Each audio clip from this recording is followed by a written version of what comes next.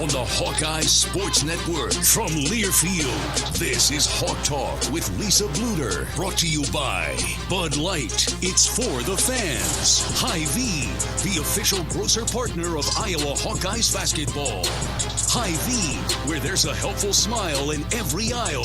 By the Iowa Governor's Traffic Safety Bureau, who reminds you to click it or ticket day or night. By University of Iowa Healthcare, changing medicine, changing lives. U.S. Bank, life keeps moving. We're here for every step. U.S. Bank, member FDIC. And by Authentic Brand. Look authentic, feel authentic, be authentic. Get your game day gear online at authentic-brand.com. Now, here is your host, Rob Brooks.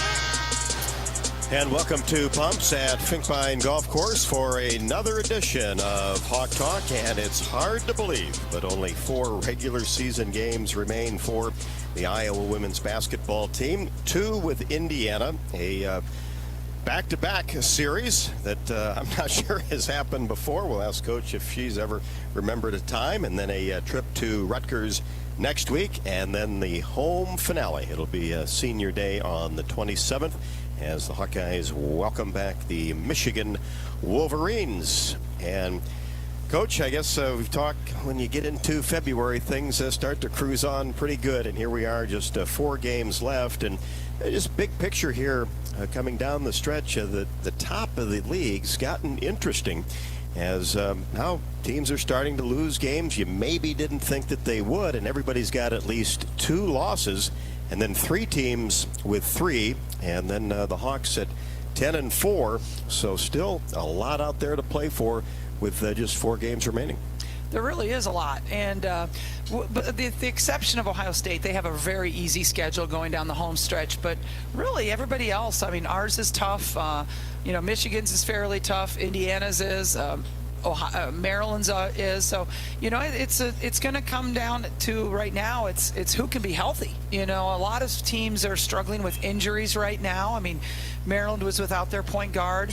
That was a big loss for them. Obviously, we've been playing without Gabby, and now Gabby's back, but we still don't have McKenna back.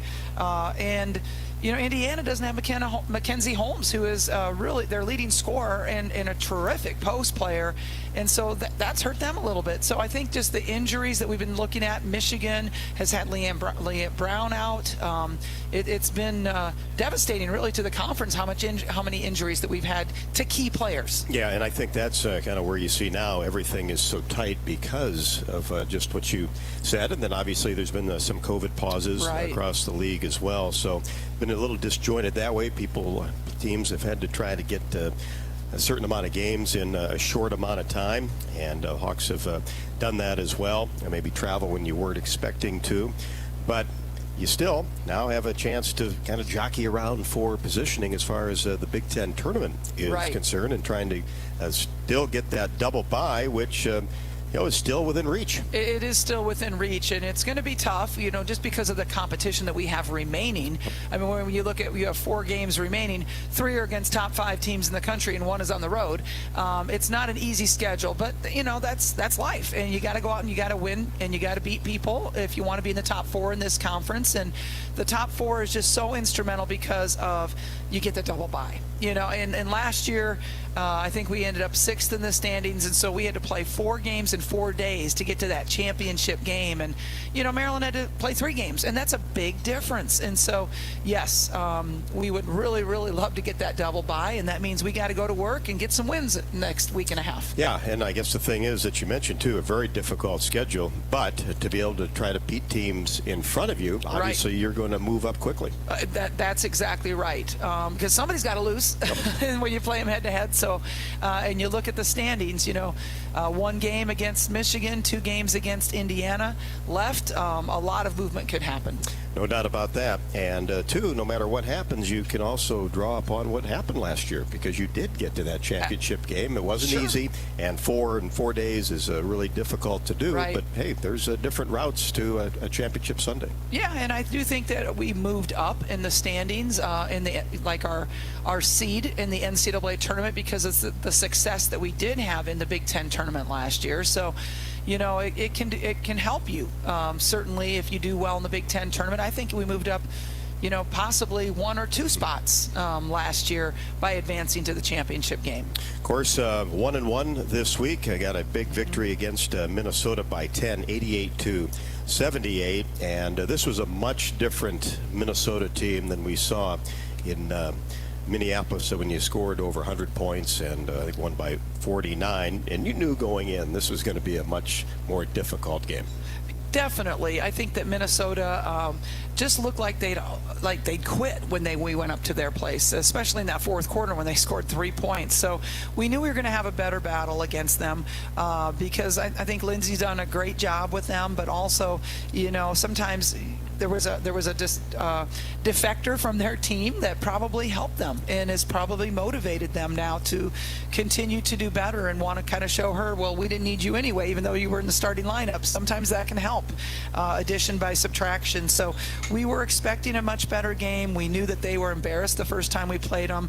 And then also your team knows, we beat them by 50. It's hard sometimes mentally to get your team wrapped around, this is going to be a better game, you guys. Let's get ready for it, because they're still thinking, well, yeah, it's going to be better, but we still beat them by 50. So it's hard to get them motivated a little bit too. But, I thought we came out strong in this game, and I thought our fourth quarter was really good too. So we shot the ball very well in this game. We shot 50% from the field, 44% from 3, and 83% from the line. Got to the free throw line 24 times, made 20 of them. So that, had a really nice game. Only 15 assists. Our assists are down a little bit right now, but only 10 turnovers. So still more assists than turnovers. And 4 players in double figures. And Tomi Taiwo, what a job she's done since moving into the starting lineup, but tied her career high with 14 points and looking to score. It seems like she's comfortable in that role. Well, she did a great job. She had a career high of 14 points, but also her adjusted field goal percentage was 80%. She was 3 for 5 from the 2-point, or for overall, but 2 for 3 from the 3-point line. A perfect 6 for 6 from the free throw line. Has 2 assists or 2 offensive rebounds and 5 total. Along with 2 assists. So just a tremendous game by Tomi. I was really, really happy for her to see that. But really, our whole team shot well. Monica shot a little below her percentages. Monica was 10 for 19, so 53%, below her 66% average. Kate Martin was 4 for 7. That's 57%. Caitlin was at 60% because she was 4 for 8 from 3-point range, and Gabby Marshall shot 75% adjusted, and Kylie Feuerbach was 75% when you adjust the difficulty of the 3-point shot in there. So really nice job shooting the basketball for our players. Yeah, 4 players in double figures, and I thought you got some really nice production off the bench. Kylie Feuerbach, again, coming in, did a nice job. One of her best games. Yes, 2 for 4 from the field, 1 for 2 from 3, perfect 1 for 1 from the line. And also, Addie O'Grady got 7 minutes. Sydney Alforder got 7 minutes. So it's really nice to have those kids getting those minutes, especially when you're going into the tournament and you want to have kids that have those minutes and feeling confident about themselves. Yeah, that's kind of one thing too, Coach, with having some players out. Obviously, some of those players that come off the bench are going to have increased minutes, and you like to see that production seem to be getting more comfortable each and every game. I think so, and I think even in the Maryland game that Addie really just made another jump forward, and really, really happy with her success. But in the Minnesota game, it really came down to the paint. Even though we shot the ball well from 3-point range, so did Minnesota. Minnesota actually was 9 for 22. They shot well from 3-point range, but 42 paint points for Iowa to 22 for Minnesota. That's a big number of paint points, which are usually the highest percentage points. So really glad that, we got the ball inside. Not only, when I say get the ball inside, it's not only meaning get the ball to Monica, but it also means, hey, we're driving to the basket, getting to the rim. We're in transition. We're scoring out of offensive rebounds. We had 14 points off of second chance points, which is a lot for us. We had 9 offensive rebounds and 14 points. That's a good number. So it means that, we're hitting cutters in the paint. So really glad that we're, getting those paint touches. Have you seen players like Kate Martin and Kylie trying to get to the basket more often, whether on baseline drives or just into the paint to try to create? Yeah, and really a lot of that is, you know, we're trying to get to the free throw line. And so, you know, one of the ways is obviously to get to Monica, but also by driving yourself. And, you know, we really try to say drive to pitch too, like drive to create something for your teammate. You know, you're driving, yeah, if you get the rim, that's golden, take it. But when you drive, and, you know, yeah, lots of times in good basketball, there's going to be help defense there. So when that help comes, it's reading where that help came from. Now I can get to the open person for that open shot. And you talk about help side defense too, and Monica has obviously seen a lot of it down low. Teams are fronting her now, which makes that lob pass pretty difficult if the opposition does a good job getting over. Yeah, I mean, you saw Maryland, they fronted Monica, and we haven't seen a lot of it this year, but they did front Monica, and I thought Tommy had some really nice passes to Monica in that game against Maryland and took advantage of the front. You know, if you don't take advantage of it, they're going to keep doing it. And so keeping the ball out of Monica's hands, I'm sure, was, you know, one of their main goals, but that's their defensive philosophy overall. That's not something they changed up just for our game. Maryland always fronts, always switches every screen, so we kind of knew that going in.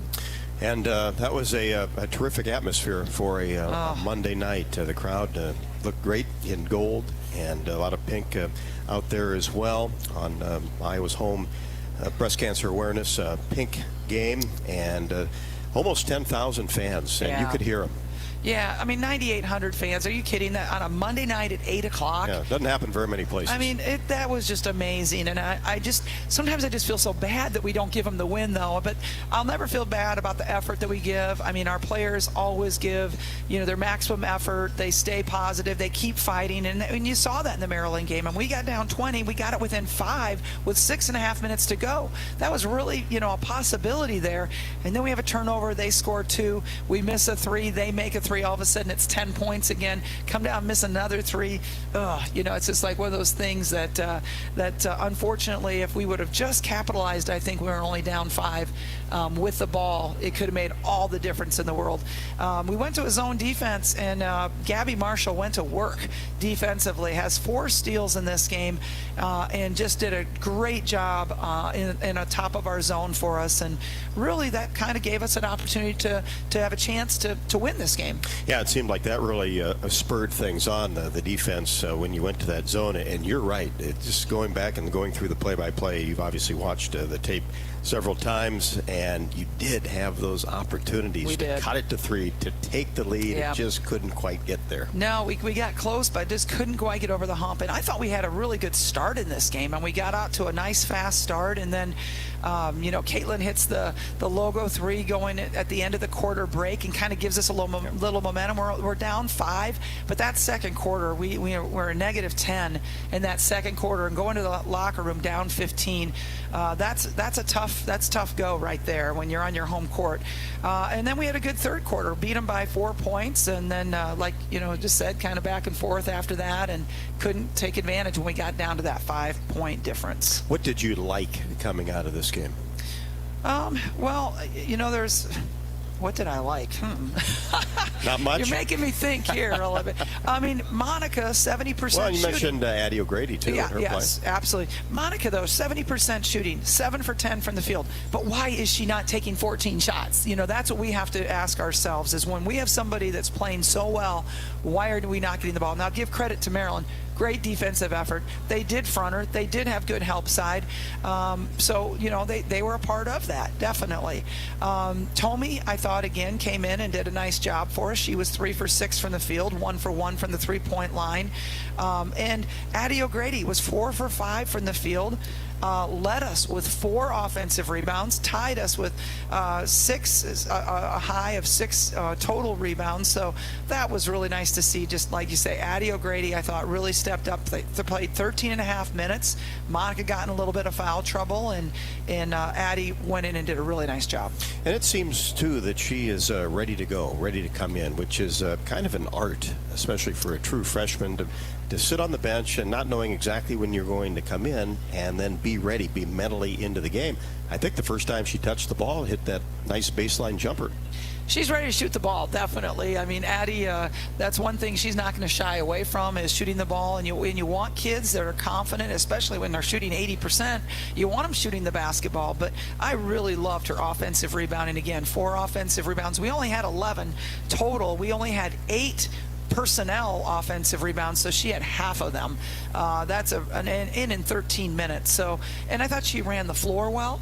And quite honestly, their person that they were guarding, Angel Reese, is a very good athletic post player that really is kind of a post guard. Yeah, tough guard, isn't she? She really is, because she can drive so well from outside. She's not going to shoot that well from outside, but she can put the ball on the floor. She runs really well in transition. An amazing rebounder, had 13 rebounds and 25 points, and then that was a tough matchup for our posts. And I think too, Sydney Folter came in with 4 rebounds, and she's not afraid to go in and mix it up too and go after loose balls. She definitely will. Sydney will definitely hustle. She's an excellent rebounder, and that's definitely one of her strengths right now.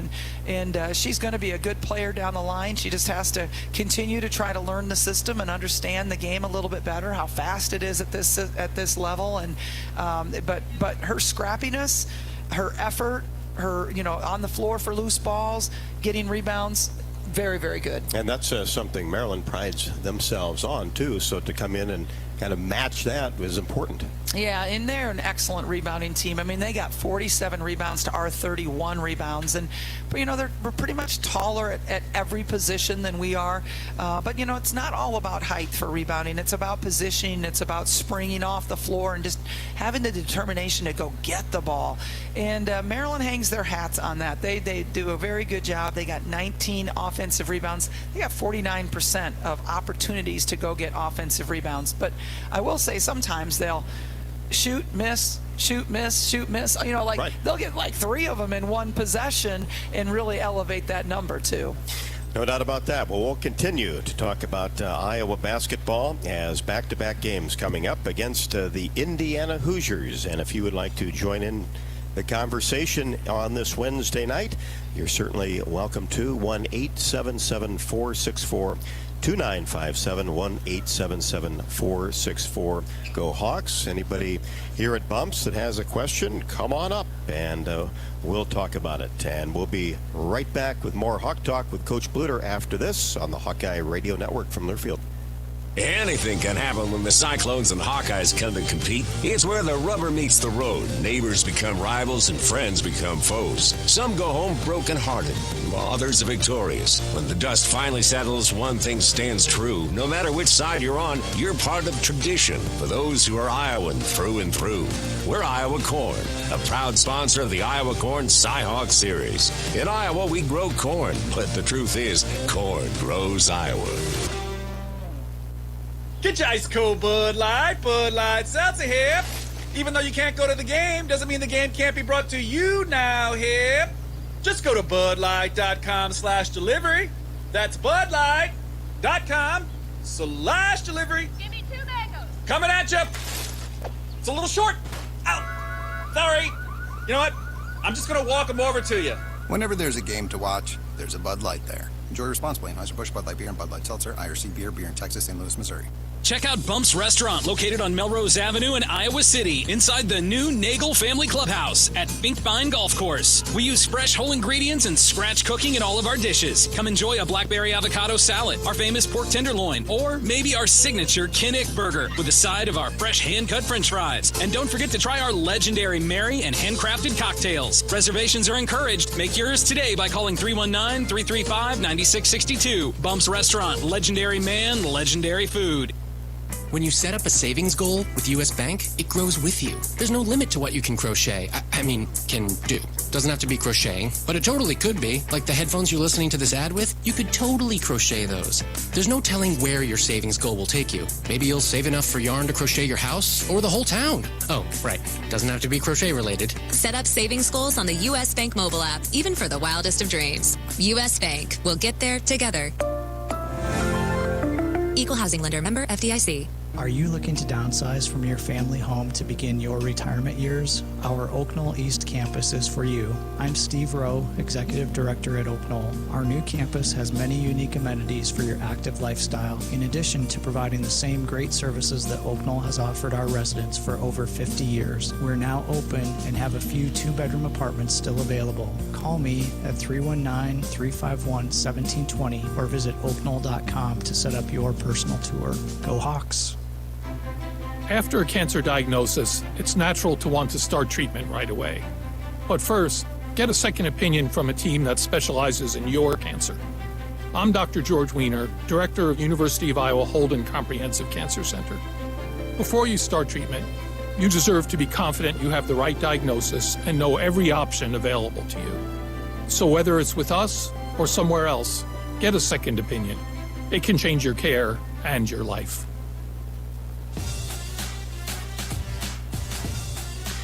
Welcome back to Hawk Talk with Coach Bluder, presented by Oaknall here at Bumps. And here in Iowa, we grow corn, but the truth is corn grows Iowa. Corn is a multi-purpose crop which benefits the entire state, feeds our livestock, nourishes our families, and provides clean-burning fuel for our planet. As always, thank you to Iowa's corn farmers. Associated Press poll this week has 5 Big Ten teams in the top 25. And as Coach talked about, 2 of those opponents, the top 2 ranked teams in the Big Ten, will be 3 of Iowa's final 4 games. Indiana right now number 5 in the country. Michigan at number 9. Maryland at 13. Ohio State at 18. And the Hawks at 22. And Indiana lost at Nebraska 72-55. You mentioned the injuries, but the Cornhuskers put a little bit of a winning streak going together, Coach. I think you go back, those 2 victories you had against them, that's a good basketball team. Those are 2 really good wins. I agree with you. I think Nebraska is playing very good basketball right now, and they could upset some people in the tournament. I think they've got all the pieces to that puzzle as far as really good three-point shooting and a center that just is a freshman that just keeps coming on and getting better and better and more confident. And so, they're doing a really great job, and I think you're right. I think those 2 wins really are some good wins for us, and glad that those are behind us right now. But I think that we could, this is the first year that the NCAA tournament has 68 women's teams. We have had 64 for years. The men have had 68, and it's something that I've been really vocal about on a national scene, because I don't understand why you could say that's fair when 4 men's teams are getting the experience of playing for a national championship and being a part of that. I mean, that's 60 student athletes that are really not getting that opportunity. I just didn't think that was right. And it's also, there are coaches that obviously retain their jobs or get fired for not making the NCAA tournament. So, I think it's important for those 4 coaches. I think Nebraska could sneak in as one of those 68, one of those last 4 in. And we've seen it before. It doesn't make any difference. So you could have be in that first 4 and make a run to the Sweet 16. That's true. And, it's not the 16th team that's playing in that playing game. Yeah, it's not the final 4 in. Yeah. It's usually the team that's 11, 12, those teams that would have been there had we not had the 32 automatic bids from the conferences. They're, so I think the Big Ten is going to benefit and get more teams in because of that advancement or expanding our tournament to 68 teams versus 64. Yeah, and always the conference tournament, you never know what's going to happen there either. Well, that's true, and that's where the automatic bid comes in. No matter who wins the Big Ten regular season title, it doesn't matter. It's whoever wins the conference title that will get the automatic bid from the Big Ten Conference. Okay, let's head to the phones and Des Moines, as Anthony is our first caller tonight. Anthony, how are you? Pretty good, Bob. Coach, how you folks doing this evening? Terrific, thank you. Coach, before I get to my questions, I just want to say you're doing an awful job, an awesome job here in Iowa. I want to say keep up the good work, and hopefully win a Big Ten title from you this year. The question is I have for you there, Coach. I noticed I was watching the Maryland game on Monday night. It seems like our rebounding is a little bit down. Is that something that we need to work on against Indiana this weekend and next week? And also for you there, Coach, what's our net ranking as of right now going into the final stretch of the regular season? Guys, I'll head up and listen, and go Hawks. Thanks, guys. Thanks, Anthony. Our rebounding was not good against Maryland, although I will say they are very good at it. But actually this year, We are out rebounding our opponents by 3 in conference play, and in in overall games, we are out rebounding our opponents by 4. That's a much better number than we had last year. So our rebounding is actually much better this year than it was last year. So it is something we work on every day. I know you may not be able to tell when you're watching the games and you're yelling at the screen, box out, box out. It's kind of how I feel at times too. But we do work on it every day. We stress it. We know it's a huge fundamental, and it's honestly one of the first statistics I look at after games is the rebound margin, because I know, I mean, it's how many possessions, right? You can increase your possessions by offensive rebounding and decrease your opponent's possessions. So if it's all, if everybody was, shooting 50%, if everything was equal and everybody was shooting 50%, the only way you're going to win a game is by out rebounding them and taking care of the ball. That's the only way you can control possession. So rebounding is a big thing for me, and I know you may not always be able to tell, but it really is. Net ranking, do you know? 22. 22? As of Monday. Okay. So. Yep. They shuffle one daily. or two spots sometimes. Pretty much, But right there, been consistent right in the top 25, which is a good place to be. Yeah, and actually with our record, or with our schedule remaining, we get a couple wins and we're going against this kind of competition. Our net could go up vastly. No doubt about it. As Maryland is at 14, Michigan 15, Indiana 17, and Nebraska 18. That's what Coach is talking about. So 3 of the last 4 games. Certainly 2 top 10 teams. That might change by next Monday, but right now in the top 10. But you've got Michigan and Indiana 15 and 17 respectively as far as the net ranking. In the tournament, it's important, but it's not the end all as far as NCAA tournament seeding. The net, you mean? Yeah. Right. There is a committee, and it's one of the tools that they use, but they also do, an eye test. There is a there's one person from the committee that's assigned basically to one or more conferences, and so there's a person that watches all the Big Ten games, and being on the Big Ten network really does help, because nationally it's easier to watch us, so now more of that selection committee is watching our games because it's easier. So I think that's a good thing for us. I think Caitlin and the attention that she's bringing to our team nationally is also a good thing, because even though we lost at Michigan, we were the story the next day, or Caitlin was the story, right?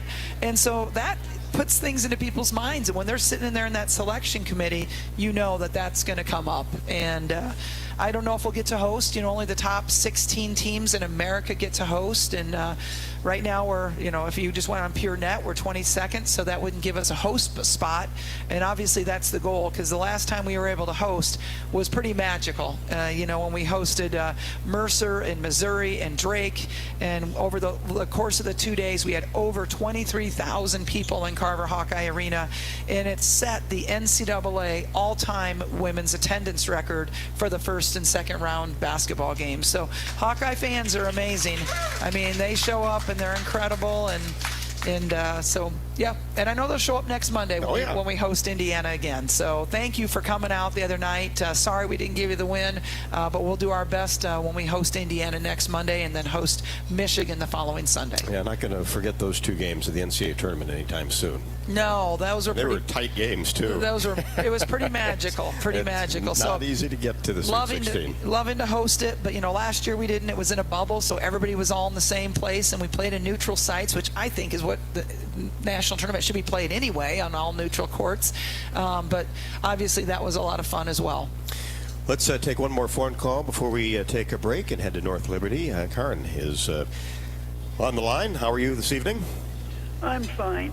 I was going to say, sometimes it's hard to out-rebound somebody when they're much taller than you are, too. And there's going to be a basketball game tomorrow when there's a snowstorm, but this time it will be the men's. And I am so glad to see so many people coming up, and we don't have to look at those curtains hanging down there.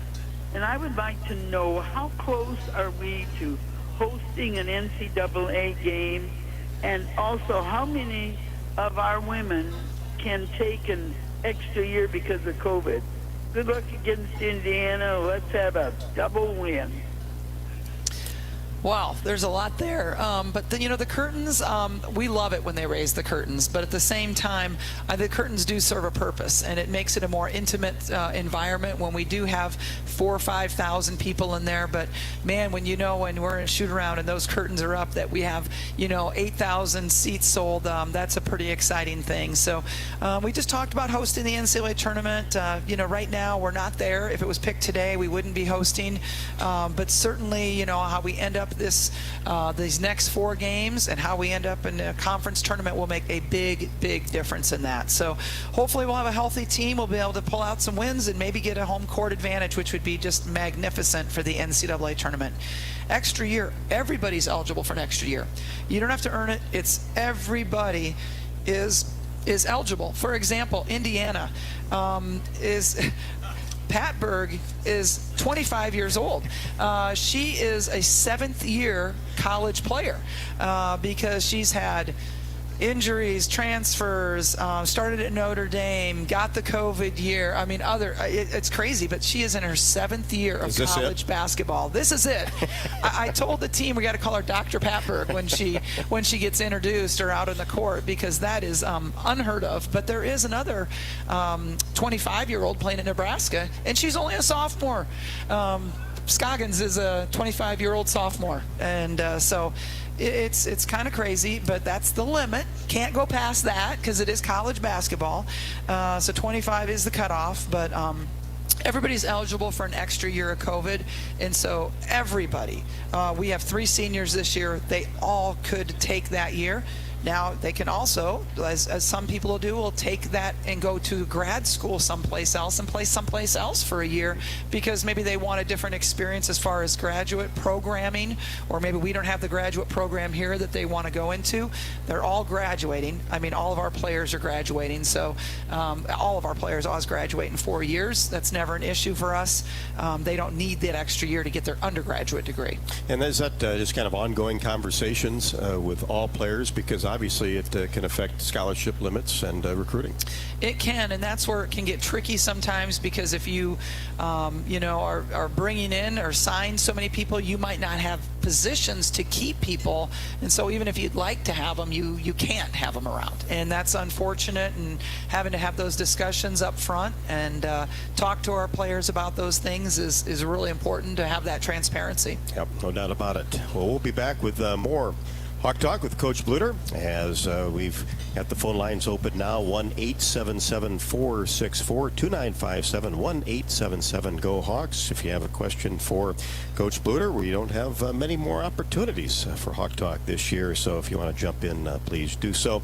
If you have a question here, come on up and talk to us, and we'll get your topic on the air. Tonight's show is brought to you by Bud Light. Bud Light proudly welcomes back Hawkeye fans to Carver Hawkeye Arena this year. Bud Light is for the fans. Dodge Street Tire and Auto, locally owned and operated, has been voted best of the area for the 9th consecutive year and proudly supports Iowa women's basketball. Visit Dodge Street Tire for all of your automotive needs, including the best deals on Goodyear and Toyo tires. Dodge Street Tire and Auto, celebrating 29 good years on the corner of Dodge and Church Streets in Iowa City. We'll be back with more Hawk Talk with Lisa Bluder, presented by Oaknall here at Bumps on the Hawkeye Radio Network from Learfield.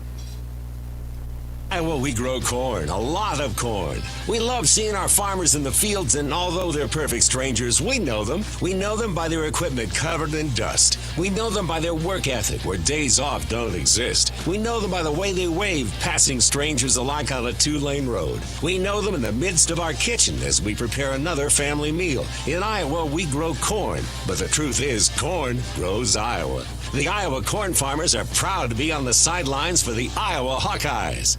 The next time you visit Eastern Iowa, check out the official local business partners of the Iowa Hawkeyes. The Jill Armstrong team with Skogman Realty, Bachmeyer Carpet One, Floor and Home, Klosterman Construction, and the Hotel at Kirkwood Center, Iowa's premier luxury hotel, named Iowa Tourism's 2021 Hotel of the Year and awarded the AAA 4-Diamond Award for lodging. To make reservations, visit thehotelatkirkwood.com or call 877-751-5111 for more information.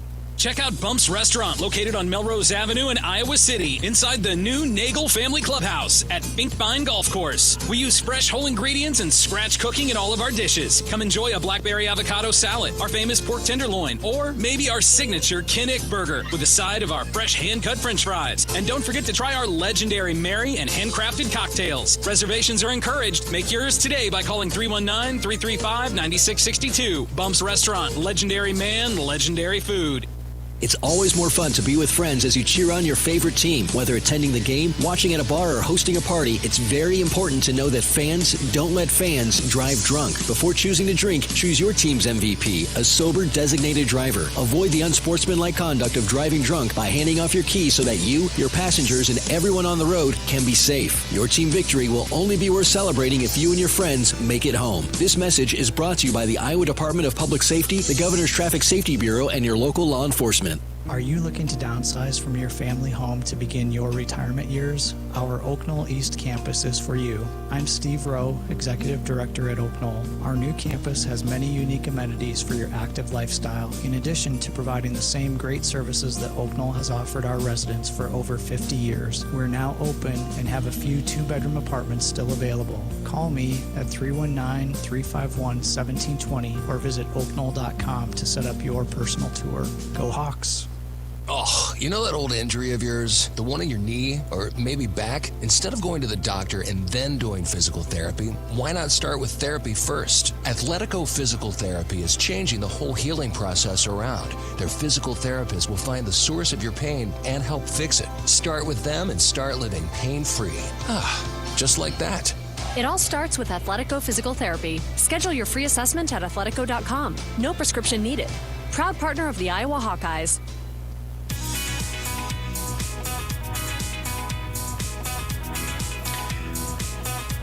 Welcome back to Bumps at Finkbine Golf Course.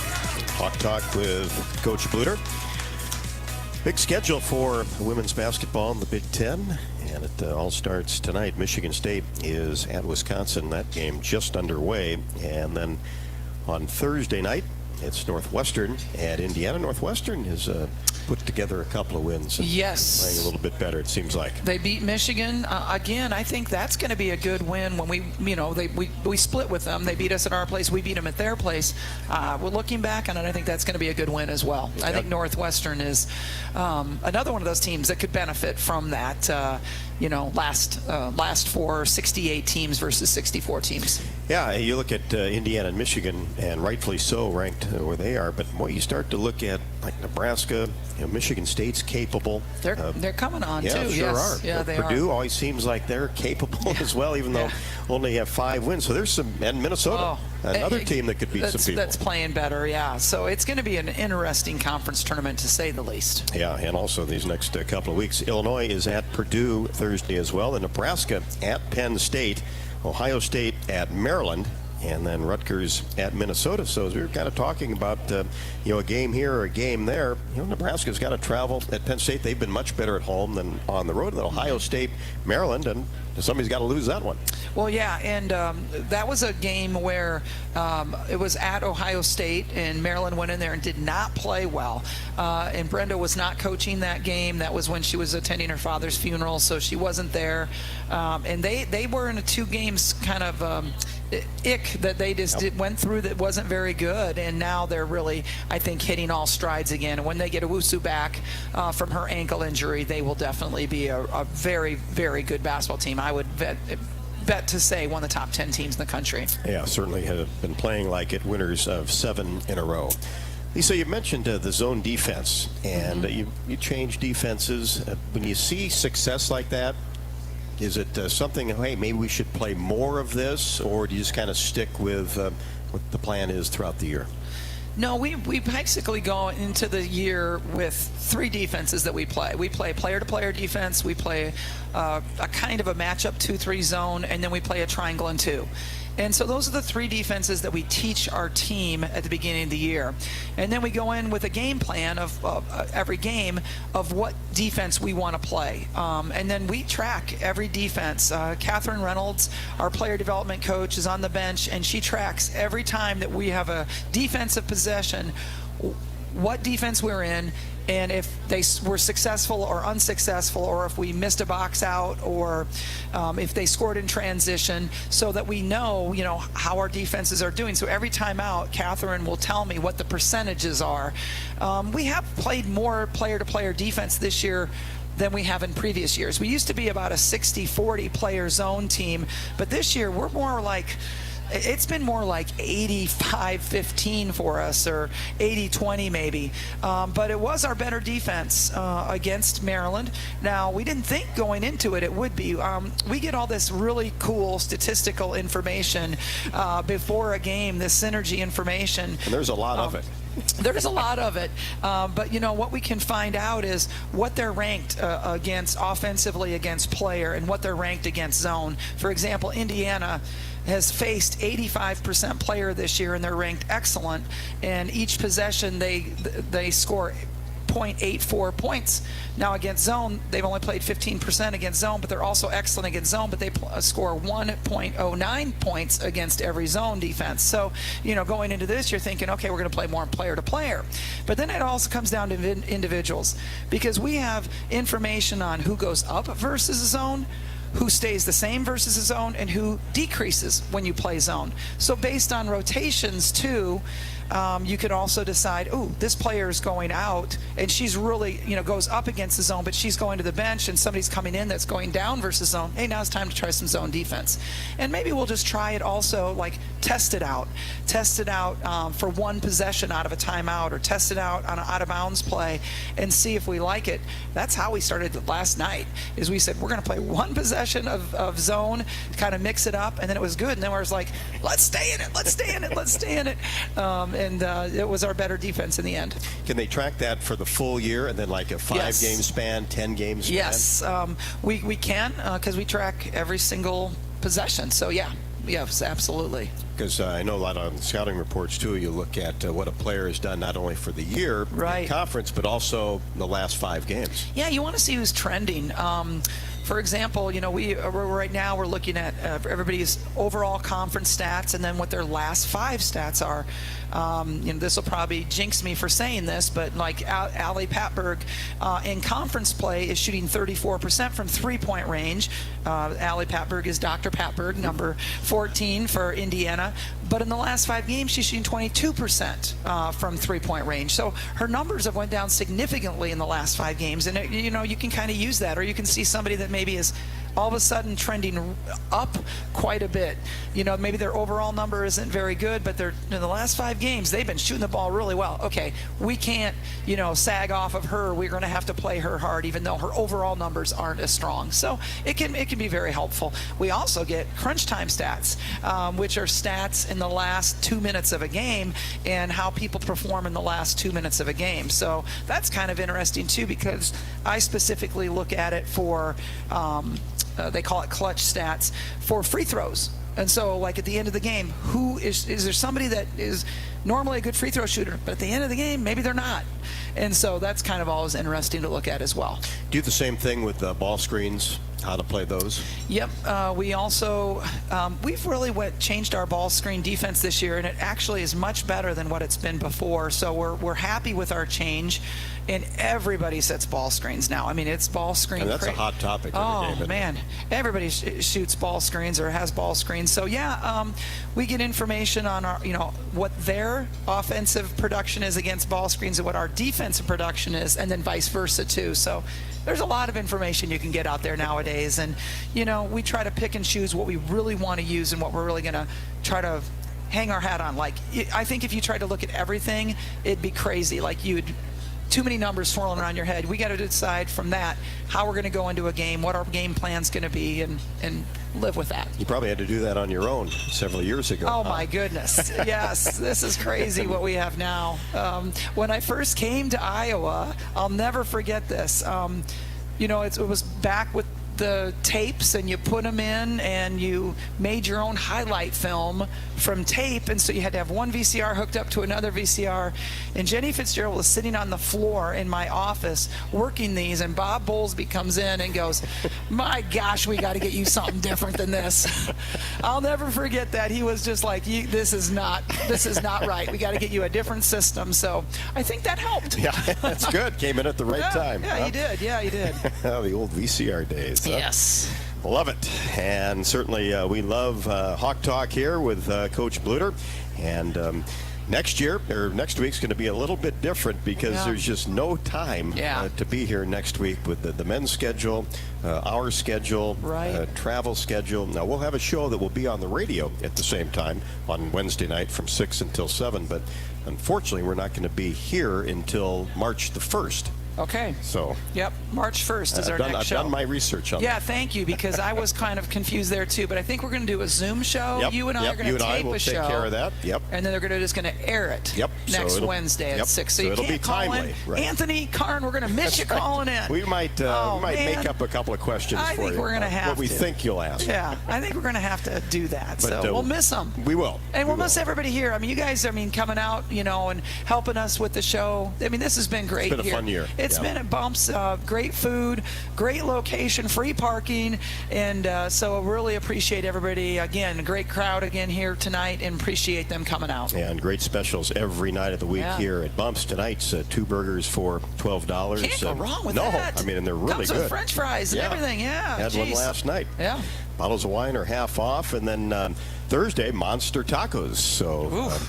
If you're in social media, just follow them on Twitter or Facebook. They'll tweet out all their specials every single night here at Bumps. So no Hawk Talk at Bumps next week. We will be on the air from 6 until 7 on Wednesday night, and then plan on our final show of the year on March 1st before we head off to Indianapolis and the Big Ten Women's Basketball Tournament. We'll be back with more Hawk Talk with Coach Bluder right after the break on the Hawkeye Radio Network, presented by Learfield.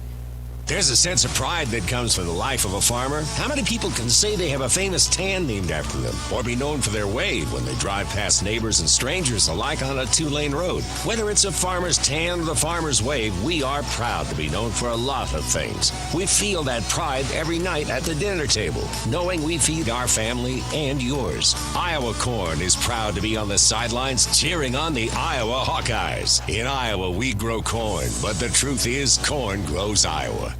Get your ice cold Bud Light Seltzer here.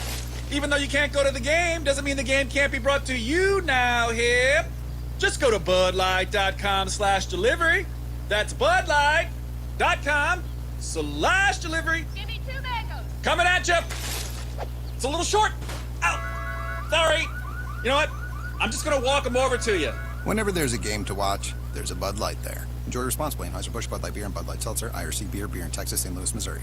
Check out Bumps Restaurant, located on Melrose Avenue in Iowa City, inside the new Nagel Family Clubhouse at Finkbein Golf Course. We use fresh whole ingredients and scratch cooking in all of our dishes. Come enjoy a blackberry avocado salad, our famous pork tenderloin, or maybe our signature Kinnick burger with a side of our fresh hand-cut french fries. And don't forget to try our legendary Mary and handcrafted cocktails. Reservations are encouraged. Make yours today by calling 319-335-9662. Bumps Restaurant, legendary man, legendary food. Flu season is here, and you can get your flu shot now at your Hy-Vee pharmacy. It's easy, convenient, and you can schedule your appointment online. Just go to Hy-Vee.com/mypharmacy. Plus, when you get your flu shot at Hy-Vee, you get a 20-cent Hy-Vee fuel saver. This year, it's more important than ever to stay healthy. So go online to Hy-Vee.com/mypharmacy today to schedule your flu shot and get a 20-cent Hy-Vee fuel saver. Some restrictions may apply. It's always more fun to be with friends as you cheer on your favorite team. Whether attending the game, watching at a bar, or hosting a party, it's very important to know that fans don't let fans drive drunk. Before choosing to drink, choose your team's MVP, a sober designated driver. Avoid the unsportsmanlike conduct of driving drunk by handing off your keys so that you, your passengers, and everyone on the road can be safe. Your team victory will only be worth celebrating if you and your friends make it home. This message is brought to you by the Iowa Department of Public Safety, the Governor's Traffic Safety Bureau, and your local law enforcement. Multi Platinum country superstar Sarah Evans is bringing her Copy That tour to the newly remodeled event center at Riverside Casino and Golf Resort on May 21st. And I could not ask for more. You were born to fly. No place that far. Tickets are on sale now at riversidecasinoandresort.com.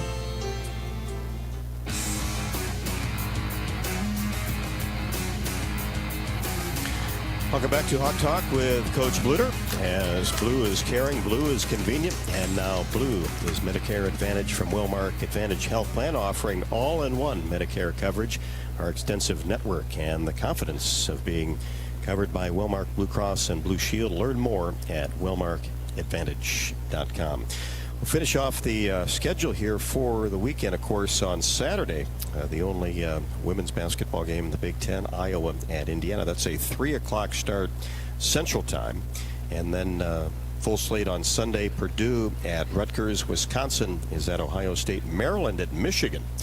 And Minnesota at Nebraska. And Northwestern at Illinois. Those all Sunday games. Then, of course, the doubleheader on Monday. Penn State and Michigan State, and the Hawks and the Hoosiers once again. And we will preview Iowa and Indiana back-to-back. Our final segment of the night coming up from Bumps. This is Hawk Talk with Coach Bluder, presented by Oaknall. We'll be back on the Hawkeye Radio Network from Learfield. When you set up a savings goal with U.S. Bank, it grows with you. There's no limit to what you can crochet. Can do. Doesn't have to be crocheting, but it totally could be. Like the headphones you're listening to this ad with, you could totally crochet those. There's no telling where your savings goal will take you. Maybe you'll save enough for yarn to crochet your house or the whole town. Oh, right. Doesn't have to be crochet related. Set up savings goals on the U.S. Bank mobile app, even for the wildest of dreams. U.S. Bank. We'll get there together. Equal housing lender, member FDIC. The next time you visit Eastern Iowa, check out the official local business partners of the Iowa Hawkeyes. The Jill Armstrong team with Skogman Realty, Bachmeyer Carpet One, Floor and Home, Klosterman Construction, and the Hotel at Kirkwood Center, Iowa's premier luxury hotel, named Iowa Tourism's 2021 Hotel of the Year and awarded the AAA 4 Diamond Award for lodging. To make reservations, visit thehotelatkirkwood.com or call 877-751-5111 for more information. Flu season is here, and you can get your flu shot now at your Hy-Vee pharmacy. It's easy, convenient, and you can schedule your appointment online. Just go to Hy-Vee.com/mypharmacy. Plus, when you get your flu shot at Hy-Vee, you get a 20-cent Hy-Vee fuel saver. This year, it's more important than ever to stay healthy. So go online to Hy-Vee.com/mypharmacy today to schedule your flu shot and get a 20-cent Hy-Vee fuel saver. Some restrictions may apply. Check out Bumps Restaurant, located on Melrose Avenue in Iowa City, inside the new Nagel Family Clubhouse at Finkbein Golf Course. We use fresh whole ingredients and scratch cooking in all of our dishes. Come enjoy a blackberry avocado salad, our famous pork tenderloin, or maybe our signature Kinnick burger with a side of our fresh hand-cut french fries. And don't forget to try our legendary Mary and handcrafted cocktails. Reservations are encouraged. Make yours today by calling 319-335-9662. Bumps Restaurant, legendary man, legendary food. The next time you visit Eastern Iowa, check out the official local business partners of the Iowa Hawkeyes. The Hotel at Kirkwood Center, Bachmeyer Carpet One, Floor and Home, Klosterman Construction, Almost Famous Popcorn, and Jill Armstrong Realty, the area's premier realtor. Jill Armstrong and her team strive to make every buyer and seller at ease with the real estate process. If you're in the market to buy or sell a home, contact the Jill Armstrong team for all your real estate needs. Call 319-631-5455. Get your ice cold Bud Light Seltzer here. Even though you can't go to the game, doesn't mean the game can't be brought to you now here. Just go to budlight.com/delivery. That's budlight.com/delivery. Give me 2 mangoes. Coming at you. It's a little short. Ow. Sorry. You know what? I'm just going to walk them over to you. Whenever there's a game to watch, there's a Bud Light there. Enjoy responsibly. Anheuser-Busch Bud Light Beer and Bud Light Seltzer, IRC Beer, beer in Texas, St. Louis, Missouri.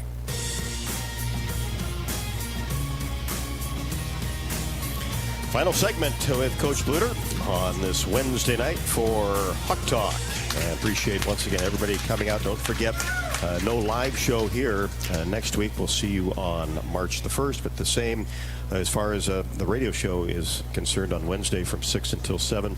Remember, Hawkeye Radio Network, the Varsity app, which is free, and then, of course, our YouTube page. Appreciate everybody that has joined us on the YouTube page / Hawkeye Radio Network. Had great response for the games and the shows, and really appreciate everybody tuning in. And we'll be doing that on Saturday. Coach, you ever experienced this before? Back-to-back, double header? No, the only time we've ever played back-to-back is I think one year we ended the season playing Northwestern, and then we started the Big Ten tournament. That's right. Playing Northwestern. Yep. So we've played teams in back-to-back, but not like this, not with one day in between and during the regular season. So, again, this wasn't a part of the original plan, but because they had a COVID shutdown, they couldn't come to Carver. I believe it was February 12th when they were supposed to come, and so now we're fitting these games in as congested as it is. It's kind of crazy, but looking at kind of an interesting story about their point guard, Nicole Cardano-Hillary. She is the all-time leading scorer at George Mason University. Wow. Spent 3 years there, became the all-time leading scorer, transferred to Indiana, played for them last year, took a COVID year, and so is now a fifth-year senior for Indiana, and is reaping the benefits very well. Very, very good point guard, and probably one of the best defensive players in the conference as far as guard play. Really does a great job. How about some of their other personnel? Because you're right, this is a veteran team that's played well this year. Yeah, this is a team, they start 4 seniors and 1 junior because Mackenzie Holmes is a junior. So this is the year that, a lot of people are picking them to go to the Final Four, and they started the season ranked very, very high in the standings, and they're still very, very high in the standings, as you mentioned. But 4 seniors in that starting lineup. Grace Berger, 6-foot wing guard, is their leading scorer right now at almost 20 points a game in the last 5 games. Doesn't shoot a lot of threes, but she has a beautiful pull-up jump shot and just a really good player. Goubelet is a power forward that can shoot threes. She's almost like that guard type of player again, that rebounds really well. And what's hurting them right now is Mackenzie Holmes, who is their leading scorer overall and shoots 64% from the field, 66% in conference play. And that's just what Monica is shooting. Those are about identical Monica numbers. Basically, she is out right now with a knee problem. Will be back, they say, for the Big Ten tournament. Who knows? Maybe she'll be back this weekend when we play them. We don't know. But that's been a little bit of a loss for them, having her out and just adjusting to her being gone. Yeah, big loss. And, of course, you've had losses yourself, getting closer to everybody getting back at the right time. We're hoping. It's so thankful to have Gabby Marshall back, but certainly we're hoping to have McKenna. I said that last time we had this show, though. I was thinking we're going to have her back, and then we didn't. So that was a shock to me. It was a shock to our team, and hopefully we'll get her back for the Indiana game. But we'll know more before on Thursday when she visits the doctor next. Right, and it's great to have Gabby back, and it seems like she's getting more and more comfortable after missing a couple of games. Really knocked down some big shots against Maryland. It did, and also defensively, as you mentioned, having those 4 steals. We always give Gabby the assignment of the toughest opponent. For this game, we have her on Nicole Hillary, so their point guard. It'll be a great matchup between those two. Well, let's go get the Hoosiers twice, huh? Let's do it twice, yeah. Sounds good to me. Thanks, Rob. Thank you, Coach. Appreciate it. Coach is off to watch some basketball tonight. And, of course, we'll be on the air on Saturday, Iowa and Indiana at 3 o'clock from Bloomington. Thanks for everybody coming out, and we'll see you next week for Hawk Talk.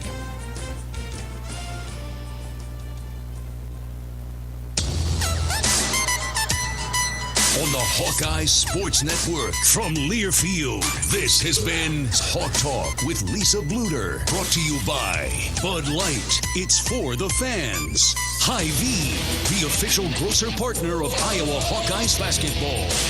Hy-Vee, where there's a helpful smile in every aisle. Governor's Traffic and Safety Bureau by the Iowa Governor's Traffic Safety Bureau, who reminds you to click it or ticket day or night. By University of Iowa Healthcare, changing medicine, changing lives. U.S. Bank, life keeps moving. We're here for every step. U.S. Bank, member FDIC. And by Authentic Brand. Look authentic, feel authentic, be authentic. Get your game day gear online at authentic-brand.com. The preceding has been a Learfield presentation on the Hawkeyes Sports Network.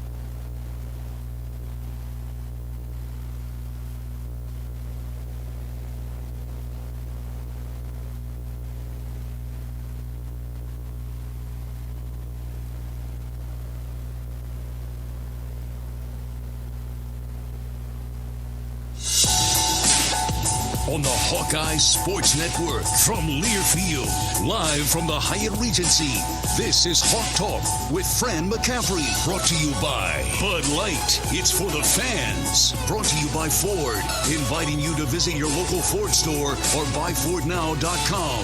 Hy-Vee, the official grocer partner of Iowa Hawkeyes basketball. Hy-Vee, where there's a helpful smile in every aisle. U.S. Bank, life keeps moving. We're here for every step. U.S. Bank, member FDIC. U.S. Cellular, today's game brought to you by U.S. Cellular, America's locally grown wireless. And by Hyatt Regency, caring for people so they can be their best. Now, here's the voice of the Hawkeyes, Gary Dolphin. And it is toasty, toasty warm inside the Edgewater Grill and Bar, the Hyatt Regency and the Iowa River Landing. Good evening, everybody. Welcome into Hawk Talk with Iowa basketball coach Fran McCaffery. Enjoyed listening in to Rob Brooks and Coach Bluder for the very latest and what's going on with Hawkeye women's basketball, led by Caitlin Clark. The Hawkeyes ran into a buzzsaw in Maryland a couple nights back, and they'll bounce back, as we know they will.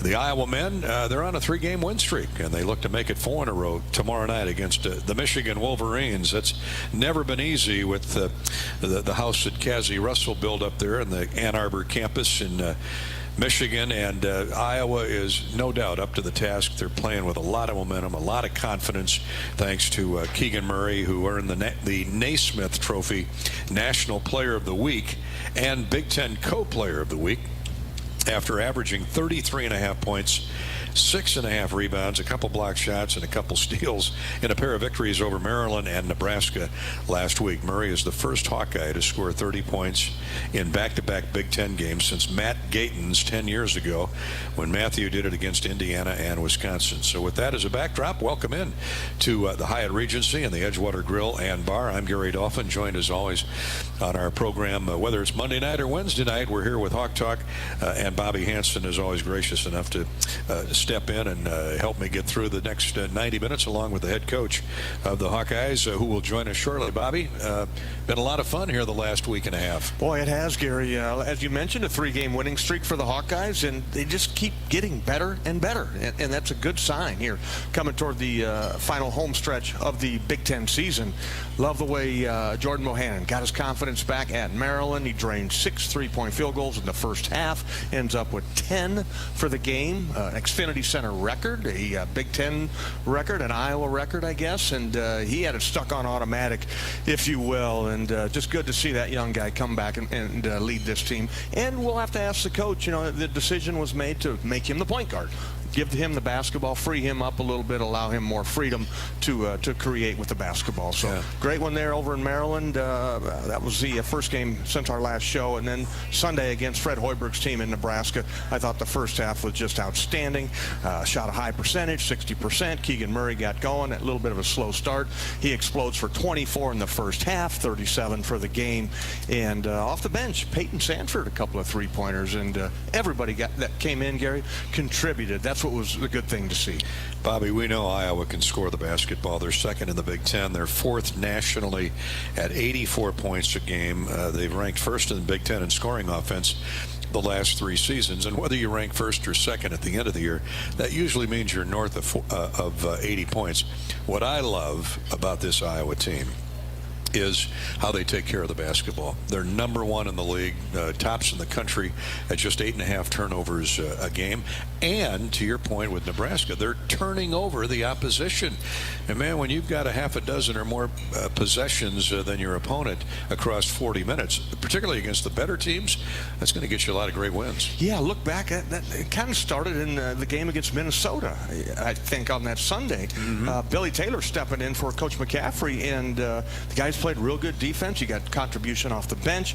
He went with a short rotation, but the guys that got in there really got after it defensively, and then it carried over to Maryland. And when you shoot like the Hawkeyes did, it'll shoot the air out of a team in that one. It'll really help your defense. And then against Nebraska, only giving up 24 points in the first half. That is really good defense. The catalyst has been Joe Toussaint. Off the bench. He's been spectacular. Yep, he's accepted his, I'll do whatever it takes to win games. If I have to go to the bench, if I start, I'll do whatever. And that's a good trait to have there. Joe Toussaint showing he's a team player, and he is a bulldog on defense. Several plays he made just were, that is a pure hustle. That is pure heart that young man has. Hawks are +6 in turnover margin.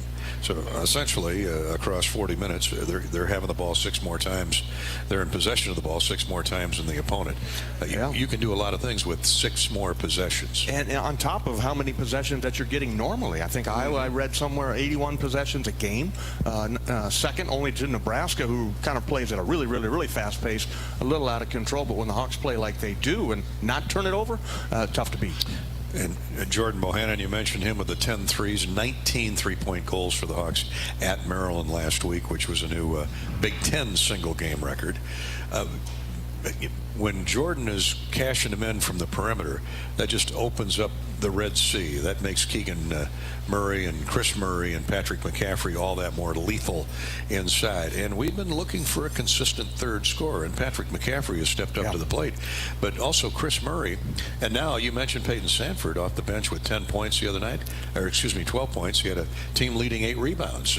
How valuable is he going to be going forward? Oh, extremely valuable. And the young man doesn't hesitate. When he gets in there, it's catch and shoot. If he's open, if not, he moves the basketball. You don't want to have that basketball stick to anybody. But back to Patrick McCaffrey, he's playing as good a basketball as I've seen him play here at the University of Iowa. Go back to the game, the Letterman's game against Minnesota. He has 18, second in scoring behind Keegan Murray, and then he just continues to impress. Good first half against over there at Maryland. Got some good rebounds in there, and then he had 9 points and a bunch of rebounds the home game against Nebraska. So yeah, that reliable, dependable third scorer, Patrick McCaffrey. And Fran talked about this in our pregame visit on Sunday against Nebraska, that the game has, the more Patrick plays, and you could say this about any good player, the more the game slows down. He's more relaxed. He understands where to be on the floor. And now when he gets the rebound, he can go. He can take, like Keegan, he can take it down the floor and take it right to the rack. Yeah, Fran gives him that freedom, and I think it's great. Just rip it and go. You get it off the glass, the defensive glass. You don't have to outlet it anymore. When I played back in the day, you had to rebound and find John Stockton, which is not a bad option, but it'd been nice to just grab it and go myself and tell Stockton, get the heck out of the way every now and then. But well, you're looking for Karl Malone, too. Well, he's right. He's already down the court. He's already demanding the basketball. Right? Give me the ball. Yeah, nobody runs like that man. Stockton did a great job of finding him. But I love that part of the Hawkeye offense. Just grab it. Keegan does it all the time. Chris does it. Just get the ball and rebound and go. We're going to hear from Keegan and Chris's dad, Kenyon Murray, who was a pretty fair country ball player in his day in the early 90s for Dr. Tom Davis, a great teammate of a good friend of Chris Street. Street, the late Chris Street. In fact, Chris Murray was named after Chris Street. But this week's Fight for Iowa podcast features Kenyon Murray talking about his identical twin sons and about his days playing with the Hawkeyes. We'll hear a little bit of that interview a little bit later on this evening on our Hawk Talk program with Fran McCaffery, Bobby Hansen, and yours truly, Gary Dolphin. We invite you to join us. You can send us your quips, your quotes, your questions, and comments on Twitter at Gary Dolphin or on Facebook at facebook.com/Voice of the Hawkeyes, Voice of the Hawks. Fran will be with us shortly to talk not only about the past week, big wins on the road at Maryland and Sunday at home with Nebraska, but of course coming up tomorrow, Bobby, it's the Michigan Wolverines. This has been some kind of series across 100-plus years. Iowa has an NCAA net ranking of 19. Michigan's 36, so this would be a quality win tomorrow. Yeah, it really would be, and I feel good about it. Michigan has kind of been up and down a little bit. The Hawkeyes in Michigan sitting there at the same identical Big Ten record of 7-6, and we'll see them again here in a couple of weeks in the final week of the season. So very important basketball game sitting on the schedule. And we'll talk about Michigan tonight as well, extensively over the next 90 minutes. Coach has arrived, so we'll let him get settled in before we talk with Fran. In the meantime, if you're looking for a place to stay near Iowa City, in and around Iowa City and the University of Iowa, Hyatt Regency Coralville offers some great amenity options. A 268-room hotel is the Iowa Writers Library, featured right in the middle of it, featuring close to 800 books written by former Iowa students, graduates, and faculty of the nationally renowned Iowa Writers Workshop. They also have the Edgewater Grill, restaurant, and bar where Bobby and I sit right now. Great food. And the River's Edge Coffee Shop right next door, serving everyone's Starbucks favorites. For the nature lovers, the hotel's expansive back terrace backs up to the beautiful Iowa River Landing and the Iowa River Wetland Park and connects to the Iowa River Trail. It's gorgeous outside, and it was great today. A lot of people out walking around, taking the trails and the sidewalks. Hyatt Regency Coralville, located in the Iowa River Landing District, and is within walking distance to unique restaurants, luxury retailers, and live events just up the street at that beautiful brand new Extreme Arena. Have you been in there, by the way? I have checking not. It out? I just drove by it here, driving in at 6:45, and Heartlanders got a game going on tonight, so people were filing in. Hockey going on, and you can kind of see in the lobby, Gary, and look down into the bowl. It looks really cool. It's an incredible setup. Yeah. It's an incredible architecture, work of architecture. I envy architects. Those guys and gals come up with some of the neatest blueprints you'll ever see. And Extreme Arena by Mediacom is all that. We're also brought to you tonight by Authentic Brand. Authentic Brand, we have some special guests here this evening, courtesy of Authentic Brand. Matthew Bricker of Iowa City is the winner of our Hawkeye apparel from Authentic Brand and dinner tonight. Authentic Brand is a proud partner, not only outfitting our broadcast team each and every game night, football and basketball, but outfitting thousands of fans on game day. If you'd like to sign up to win apparel and dinner from Authentic Brand, all you need to do is go to HawkeyeSports.com. Outfit your life in Authentic Brand gear and give your personal and professional image a boost at authentic-brand.com. That's authentic-brand.com. It's a great Iowa company out of Perry. We'll step out and take our first break here on Hawk Talk with Coach McCaffrey, and when we come back, we'll talk Iowa, Michigan next on Hawk Talk from Learfield. In Iowa, we grow corn, a lot of corn. We love seeing our farmers in the fields, and although they're perfect strangers, we know them. We know them by their equipment covered in dust. We know them by their work ethic, where days off don't exist. We know them by the way they wave, passing strangers alike on a 2-lane road. We know them in the midst of our kitchen as we prepare another family meal. In Iowa, we grow corn, but the truth is, corn grows Iowa. The Iowa corn farmers are proud to be on the sidelines for the Iowa Hawkeyes. Get your ice cold Bud Light Seltzer here. Even though you can't go to the game, doesn't mean the game can't be brought to you now here. Just go to budlight.com/delivery. That's budlight.com/delivery. Give me 2 mangoes. Coming at you. It's a little short. Ow. Sorry. You know what? I'm just going to walk them over to you. Whenever there's a game to watch, there's a Bud Light there. Enjoy responsibly. Anheuser-Busch, Bud Light Beer, and Bud Light Seltzer, IRC Beer in Texas, St. Louis, Missouri. When you build a network locally engineered for the home team, you know how important a strong connection is on game day. So you give every fan in town access to 5G at no extra charge. Now, when you switch to US Cellular, you can get unlimited 5G data for only $30 a month with 4 lines. Join the nationwide network built from your town up and stay connected to your home team with US Cellular 5G. Switch today and get unlimited 5G data for only $30 a month with 4 lines. Terms apply. 5G not available everywhere. See uscellular.com for details. Knowing that I can make a difference in my patients' lives keeps me motivated every single day. Hi, I'm Dr. Kanya Ferguson at University of Iowa Healthcare. With academic medicine, we see the toughest cases, so we're always innovating. And we bring the best minds together to collaborate, so there's more brain power focused on you. Because that leads to exceptional care for our patients and our community. See how at uihc.org. This is John. Hey, my name is John Jackson. He's not some actor. He's a steward of the land with a John Deere 3 Series tractor and a PTO Quick Connect that hooks up rear implements with a single click. John runs with us because to him, there's nothing more important than connecting with the land. Nothing runs like a Deere. Hear John's story at Deere.com. Stop by your local John Deere dealer for a test drive today or learn more at Deere.com. Your Iowa John Deere dealers, proud sponsors of Hawkeye basketball.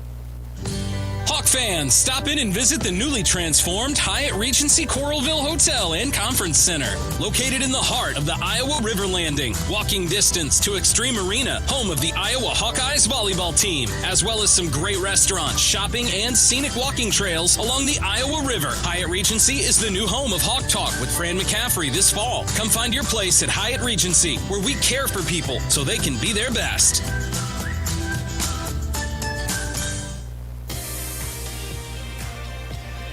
We're back at Hawk Talk in the Hyatt Regency. Hi, Father. Father Steve with us tonight from St. Mary's here in Iowa City. Good to see Father Steve all the time. And we have another special guest with us. Bobby and I saw Margaret McCaffrey walk in with her husband, Fran. It is his show, but I know he won't mind yielding 3 to 5 minutes so we can talk to Margaret. It was a very, very touching scene on Sunday prior to the Nebraska game. Margaret received the Distinguished St. George Award from the American Cancer Society prior to the tip-off with the Cornhuskers. And it's one of the highest, if not the highest, volunteer award that the American Cancer Society presents to outstanding volunteers who have made significant contributions to the American Cancer Society's strategic goals. Now, Margaret and Fran were heavily involved with Coaches versus Cancer long before we followed the Patrick McCaffrey story about his battle with cancer and when he was just a youngster, a junior high youngster, and of course was treated at one of the great centers for cancer treatment at the University of Iowa Children's Hospital. And so Margaret, we got her on the hot seat here for a couple minutes. First off, congratulations. I loved it when Connor and Patrick came out and gave Mom a big hug on Sunday. You showed a little emotion, and well, you should. I did.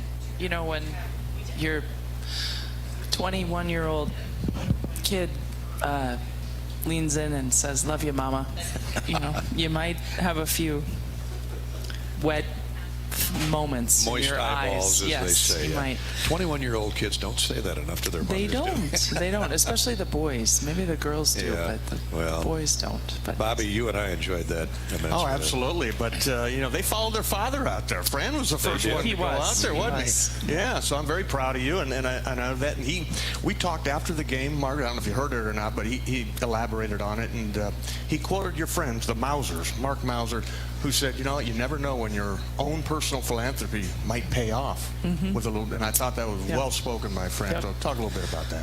Yeah, Matt Mauser's favorite.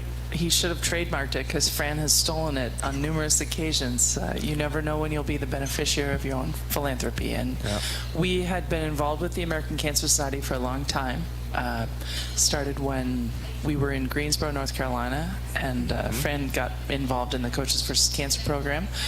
And then we subsequently, his dad was diagnosed with colon cancer. Well, actually, prior to that, I guess, and then died. And then his mom. And, you know, we were always very passionate volunteers and did whatever they would ask us. And then when Patrick got sick while we were here, it was pretty a very poignant, powerful time. And as you guys remember, it was when we were in Dayton. In our first, and it was our first trip to the NCAA tournament in a long time. And, we were in the first 4 game in the NCAA, and their infinite wisdom put the game on the same day as Patrick's surgery. Amazing.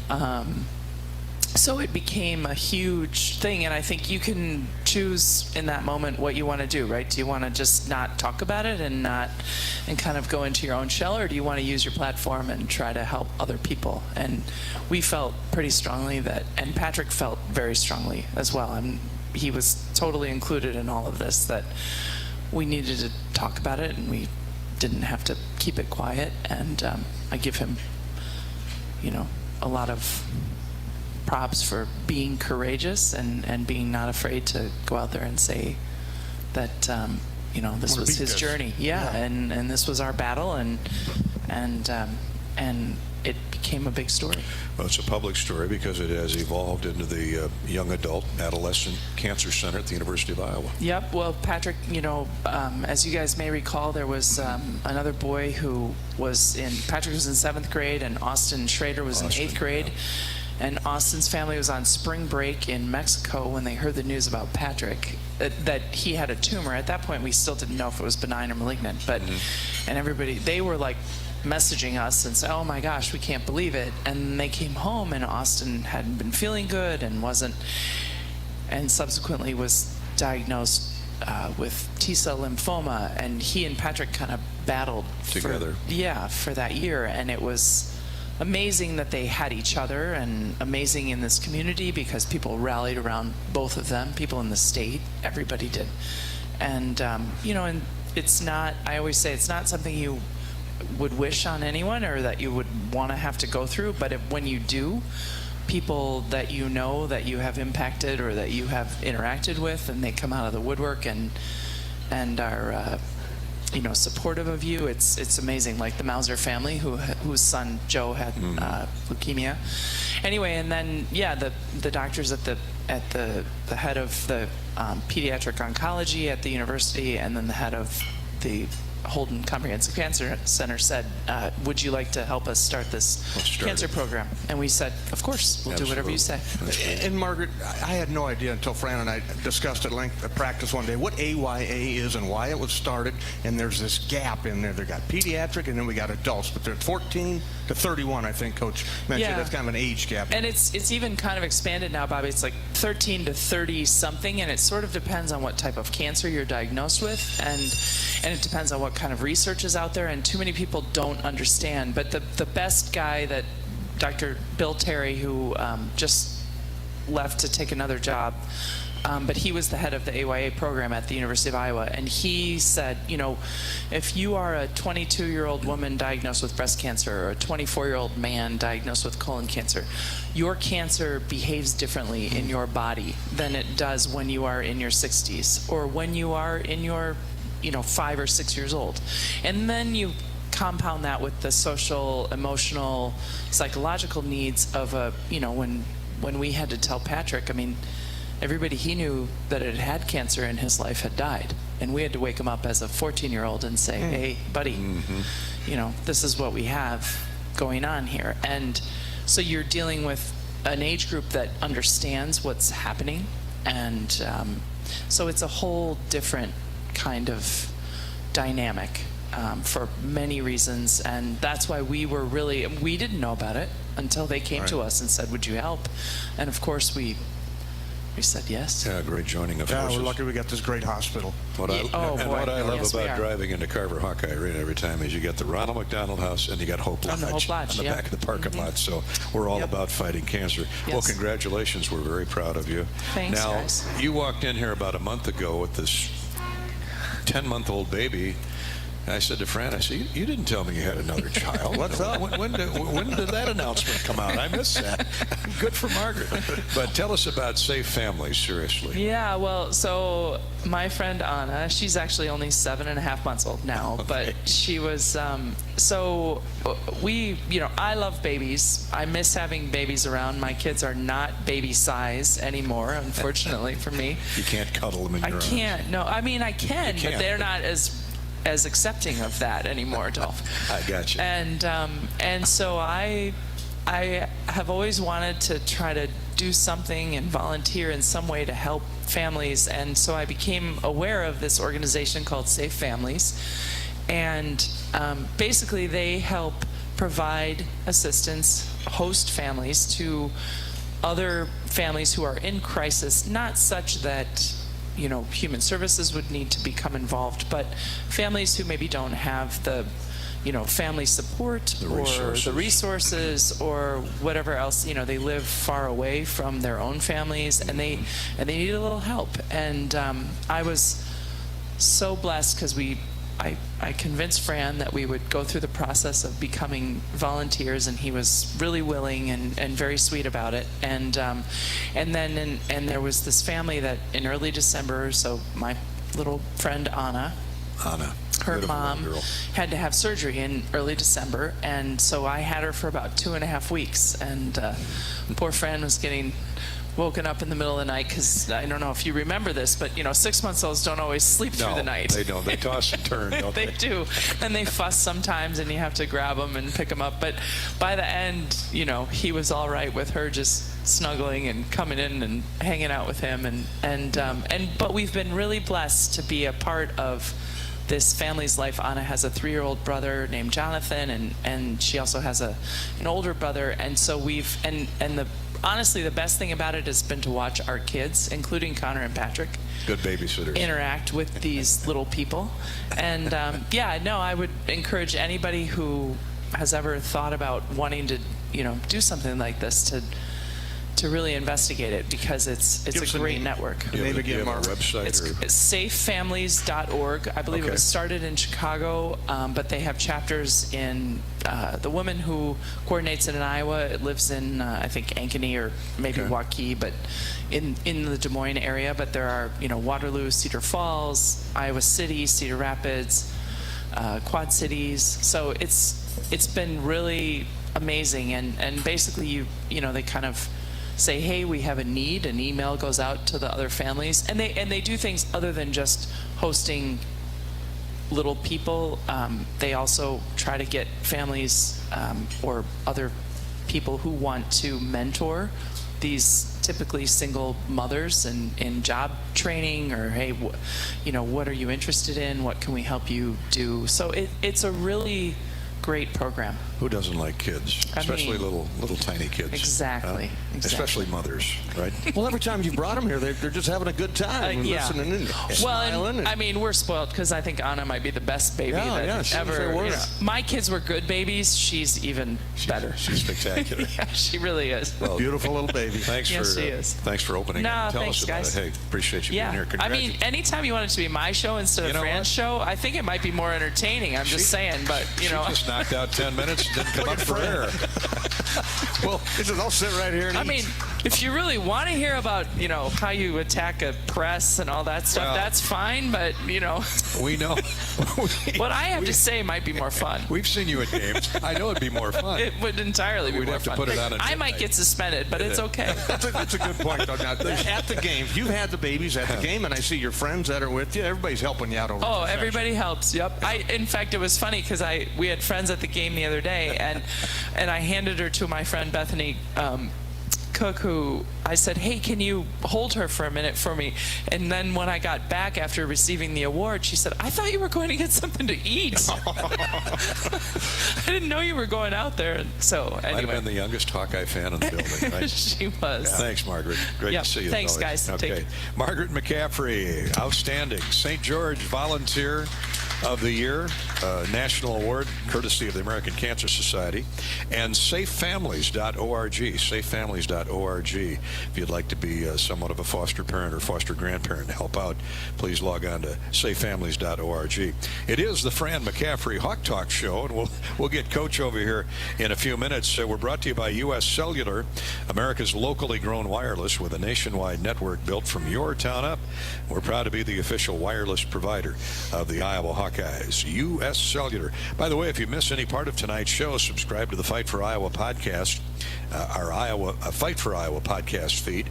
You can get full broadcast replays of Hawk Talk our weekly Fight for Iowa and Hawkeyes Voice podcasts, exclusive game day content, and much, much more.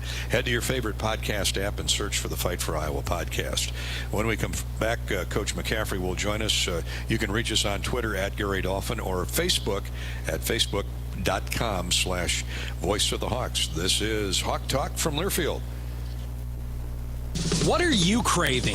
The Wig and Pin in Ankeny, across from DMAC, is proud to offer dine-in and carry-out. Home of the famous Flying Tomato Pizza and Chicago-style deep dish, the Wig has all of your favorites, including thin crust pizza, appetizers, lots of sandwiches like the Turkey Club and Reuben, soups and salads you'll love, and a full bar. Call to order or just come on in for lunch and dinner. The Wig and Pin in Ankeny. What are you craving? Hey, Hawk fans, Gary Dolphin here. For that extra edge that comes from looking and feeling my best, I reach for my Authentic Brand gear. The style and comfort of Authentic Brand by TCB Companies delivers that boost of confidence to be my best. Authentic Brand gear can do the same for you or your entire workforce. Outfit your life with Authentic Brand gear by TCB Companies. And don't just do it in Authentic Brand. After a cancer diagnosis, it's natural to want to start treatment right away. But first, get a second opinion from a team that specializes in your cancer. I'm Dr. George Weiner, Director of University of Iowa Holden Comprehensive Cancer Center. Before you start treatment, you deserve to be confident you have the right diagnosis and know every option available to you. So whether it's with us or somewhere else, get a second opinion. It can change your care and your life. There's a sense of pride that comes from the life of a farmer. How many people can say they have a famous tan named after them, or be known for their wave when they drive past neighbors and strangers alike on a two-lane road? Whether it's a farmer's tan or the farmer's wave, we are proud to be known for a lot of things. We feel that pride every night at the dinner table, knowing we feed our family and yours. Iowa Corn is proud to be on the sidelines cheering on the Iowa Hawkeyes. In Iowa, we grow corn, but the truth is, corn grows Iowa. It's always more fun to be with friends as you cheer on your favorite team. Whether attending the game, watching at a bar, or hosting a party, it's very important to know that fans don't let fans drive drunk. Before choosing to drink, choose your team's MVP, a sober designated driver. Avoid the unsportsmanlike conduct of driving drunk by handing off your keys so that you, your passengers, and everyone on the road can be safe. Your team victory will only be worth celebrating if you and your friends make it home. This message is brought to you by the Iowa Department of Public Safety, the Governor's Traffic Safety Bureau, and your local law enforcement. The day we've all been dreaming of is approaching, when life gets back to normal. But we're not there yet. So please, everybody, do your part. Get vaccinated against COVID-19 as soon as possible, because that's the best way to protect you, protect them, protect everybody. It's the best way to get Iowa back to normal. Find a COVID vaccine location near you at vaccinateiowa.gov. Welcome back to Hawk Talk from live from the Edgewater Grill and Bar inside the Hyatt Regency here in the beautiful Iowa River Landing in Coralville. Up the street is the Extreme Arena. The hockey game is going on tonight. So much activity, so much. This part of Iowa City, Coralville, is so alive, and we are too with the Hawk Talk program with Coach McCaffrey, who will join us shortly. We thought we'd give you a U.S. Bank scoreboard update, though. There are a couple of big games in the Big Ten tonight. Seemingly every game affects the standings these days, but coming into tonight, you had Illinois at 11-3, Purdue is 11-4, Wisconsin 10-4, Michigan State is 9-4. Ohio State is 8-4. The Hawkeyes play in Columbus on Saturday. More about that later. Rutgers currently leads Illinois by 17. It's 52-35 Rutgers.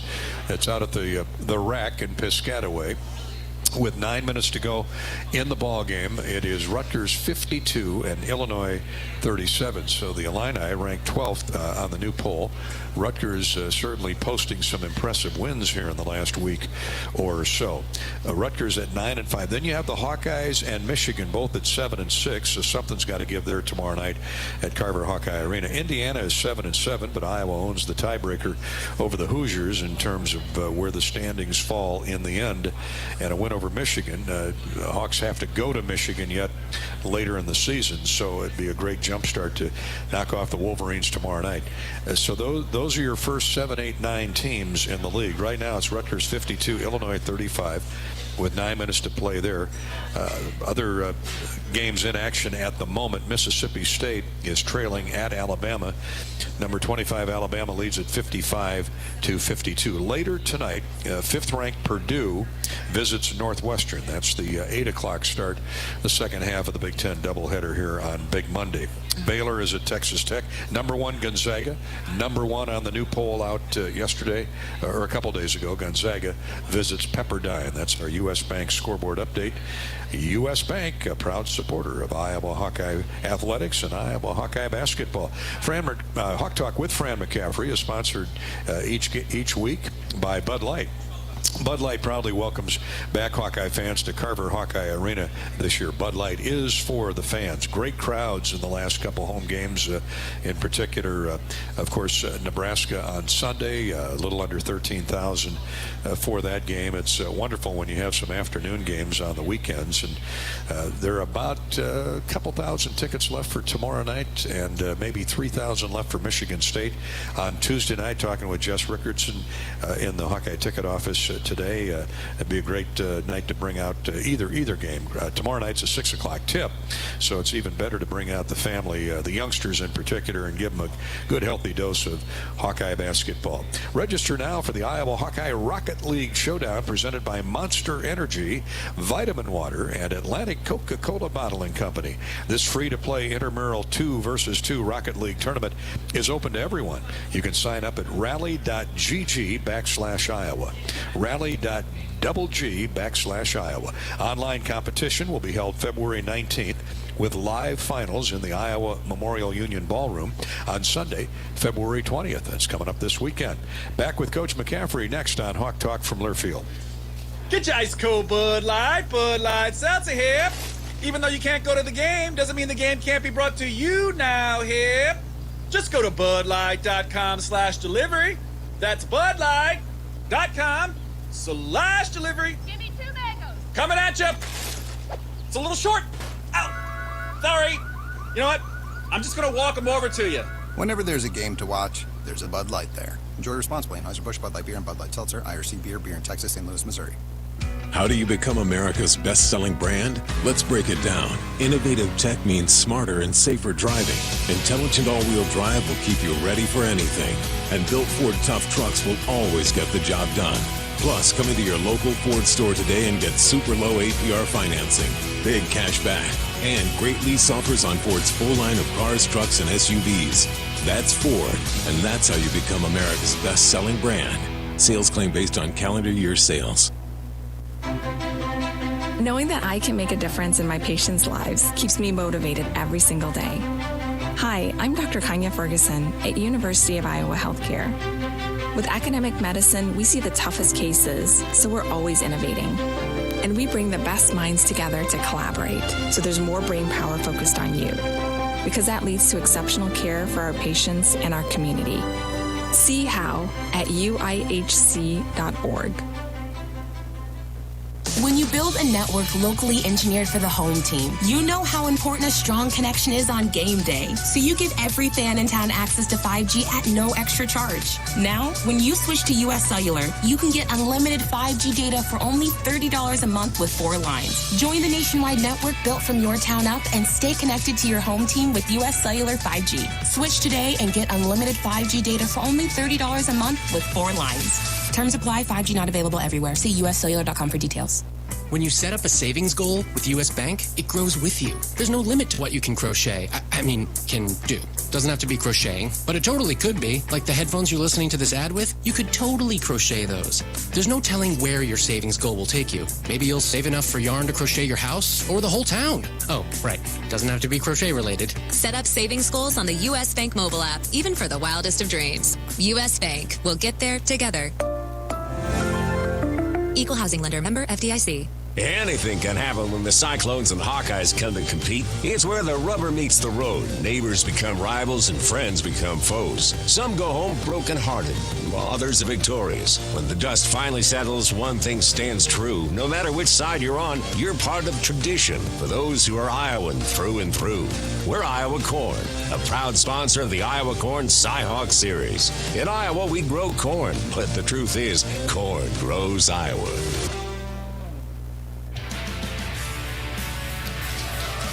Hey, welcome back to Hawk Talk with Iowa basketball coach Fran McCaffery. The Hawkeyes getting set to take on the Michigan Wolverines. Iowa 17 wins, 7 defeats, 7-6 above 500 in the Big Ten on a 3-game winning streak. Michigan comes in tomorrow night at 13-10, likewise 7-6 in the conference under third-year head coach Juwan Howard. And as you know, they've always got talent at Michigan. We'll get coach's thoughts on Hunter Dickinson and others, Eli Brooks in a minute. But first off, you better than most, Coach, know how hard it is to win in the Big Ten, let alone 3 games in a row. So congratulations on that note. And I know it's not all moving Jordan Bohannon to the 1 spot or the point guard, but what's impressed you here in the last week and a half? You know what, Dolph? I think a lot of things. We came off a couple tough losses, so I was really impressed with, the character and the determination to come back and be better collectively. Jordan, he's more comfortable at the point. That's obvious. He played that position for a long period of time. Put up numbers both as a scorer and as a distributor. The break runs really well when he's running. He pushes it hard. He throws it in. He finds people, throws it ahead. And I think Tony's been really good. Been really impressed with Joe Toussaint. He comes off the bench. I mean, he was really good on Sunday. Spectacular. 3 assists, 3 steals as soon as we put him in, diving on the floor, just making things happen. Ulis has been playing well. Peyton Sanford's on fire. That's been fun to watch because he plays differently than those other guys. He's about 6'7". He rebounds and he shoots threes and he moves without the ball. He and Connor have a really good chemistry out there. Those guys are in there together a lot. Patrick, I think, is really stepping up his game. And, every day he seems to get a little bit better. Chris Murray's been terrific. Keegan's, an All-American. I mean, for sure. Just, you run out of stuff to say about him. There's nothing left to say, really. But just enjoy watching him. Yeah, just enjoy him. And the hard thing for me is, because everybody I just mentioned, trying to get 10 guys playing time is not easy, and all those guys deserve it. But so do Austin Ash, Joshua Gundele, and Riley Mulvey. I've never had a team where I really have 13 guys I feel really comfortable playing. And so, you feel bad about it because you'd like to get those guys in a little bit more.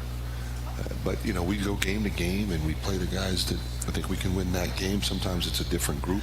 Mm-hmm. It's a different group than you thought it was going to be. And that's it's kind of the beauty of our team, really, when you think about it. I can remember a number of different games when I didn't expect to have that particular lineup out there, and all of a sudden those guys are getting the job done. And we just leave them out there. It happened in the game that I didn't coach.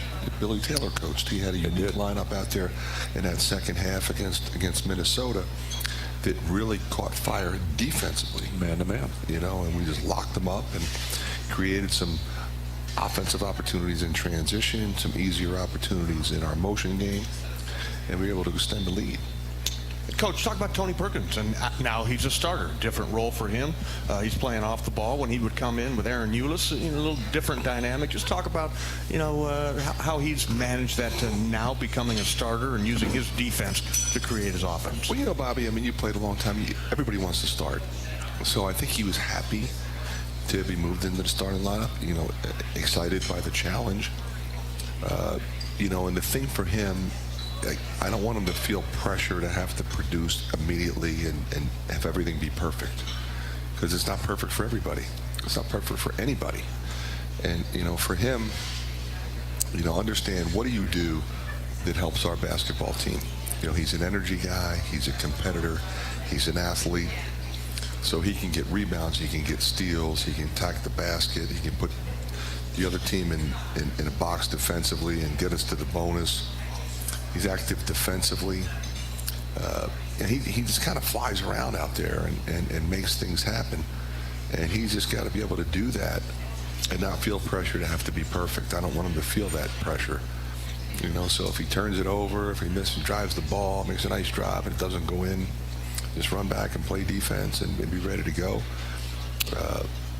And I think he's really been mature about how he's handled everything, and that's important. Fran, where has he improved since he first set foot on campus here? I think his game has always been strong and tight. I think you just see a guy that is developing his confidence. The more he plays, the more he sees it. When he first got here, we had a veteran club playing a weird year where we had a great schedule last year, phenomenal schedule. Of course, there wasn't anybody at the games, so that was goofy. Crazy. But we played Gonzaga and North Carolina, and the league was the best it's been probably in 15 years. So he got a chance to see that, and he got a chance to play. He, of course, would have liked to have played more, but the great thing about him was he was ready when we called his name. Tony, get in there. Got it, coach. I'm ready to go. So that's what you want. So he got it for a year, as they all did. We probably would have felt pressure to redshirt one or two of those guys.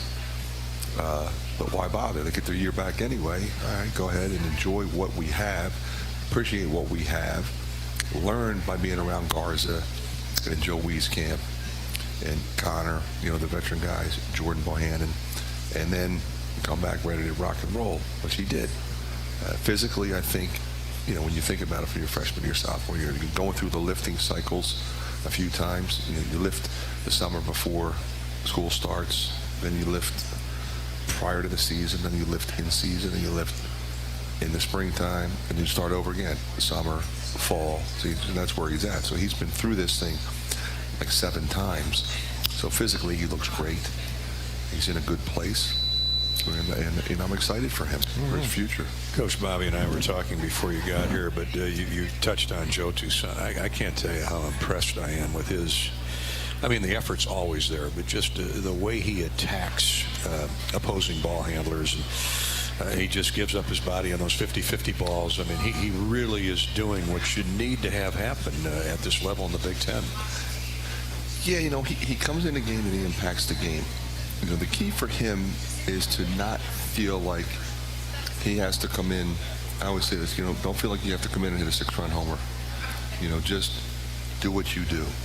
Harass the ball, push the ball, drive the ball, load people up.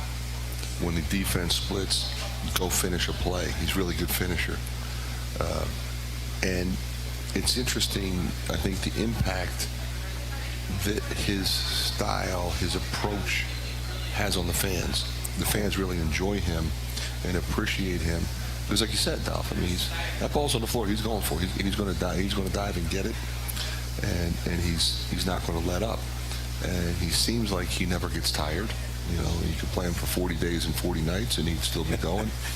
So, I just appreciate who he is, what he brings. And, that's part of what a team is. We have different pieces, guys that have skill sets that maybe complement each other or just completely different. And it works. Well, he's a huge reason the Hawks lead the league and the nation in steals per game. And we know Iowa's going to score points. That's the Fran McCaffery style. That's the Fran McCaffery way. But to see Iowa tops in the country in assist-to-turnover ratio and fewest turnovers per game, that I got to believe deep down that pleases you as much as anything. Well, as you know, Dolph, if you're coughing it up, especially in live ball turnover situations, it makes it really hard. So, if you're putting your head down, driving into packs of people, spitting it up, somebody's going to throw it ahead and dunk it. So it's one thing to turn the ball over. It's another thing to turn the ball over and they score 4 seconds later. That's overwhelming to your team to have to try to overcome that. If you come down, and we shoot it quick sometimes, we'll fire 3 or 4 seconds into the shot clock, but then sometimes we move it side to side, we move it in and out. You get a shot. Maybe you get a second shot. But other than that, you get your defense back underneath them coming back at you. So now you increase the chance of them not scoring. Whereas if your defense isn't back and they're flying down the floor, you can't stop them. You know, now that shooting percentage on the other team is really high. So, you know, the ability to play fast and be aggressive and understand that we want you in attack mode, but we're not going to be foolish with, like I said, driving into packs of people and putting up lousy shots, contested twos. You know, we want to shoot open threes. We want to shoot layups. You know, I'm okay with pull-up jumpers. A lot of the analytics now has moved away. excuse me, from that, right? It's layups and threes. You know, if you look at the pros, it's layups and threes. You don't see a lot of mid-range stuff. Correct. I'm okay with that. We have some good mid-range jump shooters, as long as they're open. But if we're constantly shooting contested twos, it's hard to win. You know, because you're going to miss those, and that's what we want them to. We want the other team to shoot contested twos, and then we get it run. And Coach, before we get to Michigan, update on Connor. We get a chance to talk to him a little bit. He stops by the radio spot before the games and said his arm's getting a lot better. Just kind of a deep bruise or something right above the elbow. It was a goofy injury, Bobby. I mean, you know, I don't know if I mentioned this to you. They're actually going to write a journal article on it because it's never happened before. He had a muscle tear when he got kicked by Seth Lundy in that game, and you know, Seth was just trying to drive and score. He didn't kick him on purpose, but he went up as Connor was coming down, so you know that combination wasn't good. So when the muscle tore, he couldn't feel his arm, you know, so the nerve was dead. So that didn't come back for like 2 days. Is that in the bicep area? Did he? Yeah, right above his elbow. Okay. So now he's, you know, he wears that big paddle. Right. Brad tapes it up. Right. So it kind of looks weird, but he's been practicing. You know, he feels good. He looks good. And we know Connor's an outstanding baseball player as well, which leads to our first question off Twitter and or Facebook. Fran, Brian and Pella asks if multi-sport athletes are more desirable to recruit in basketball like football. I would say probably not.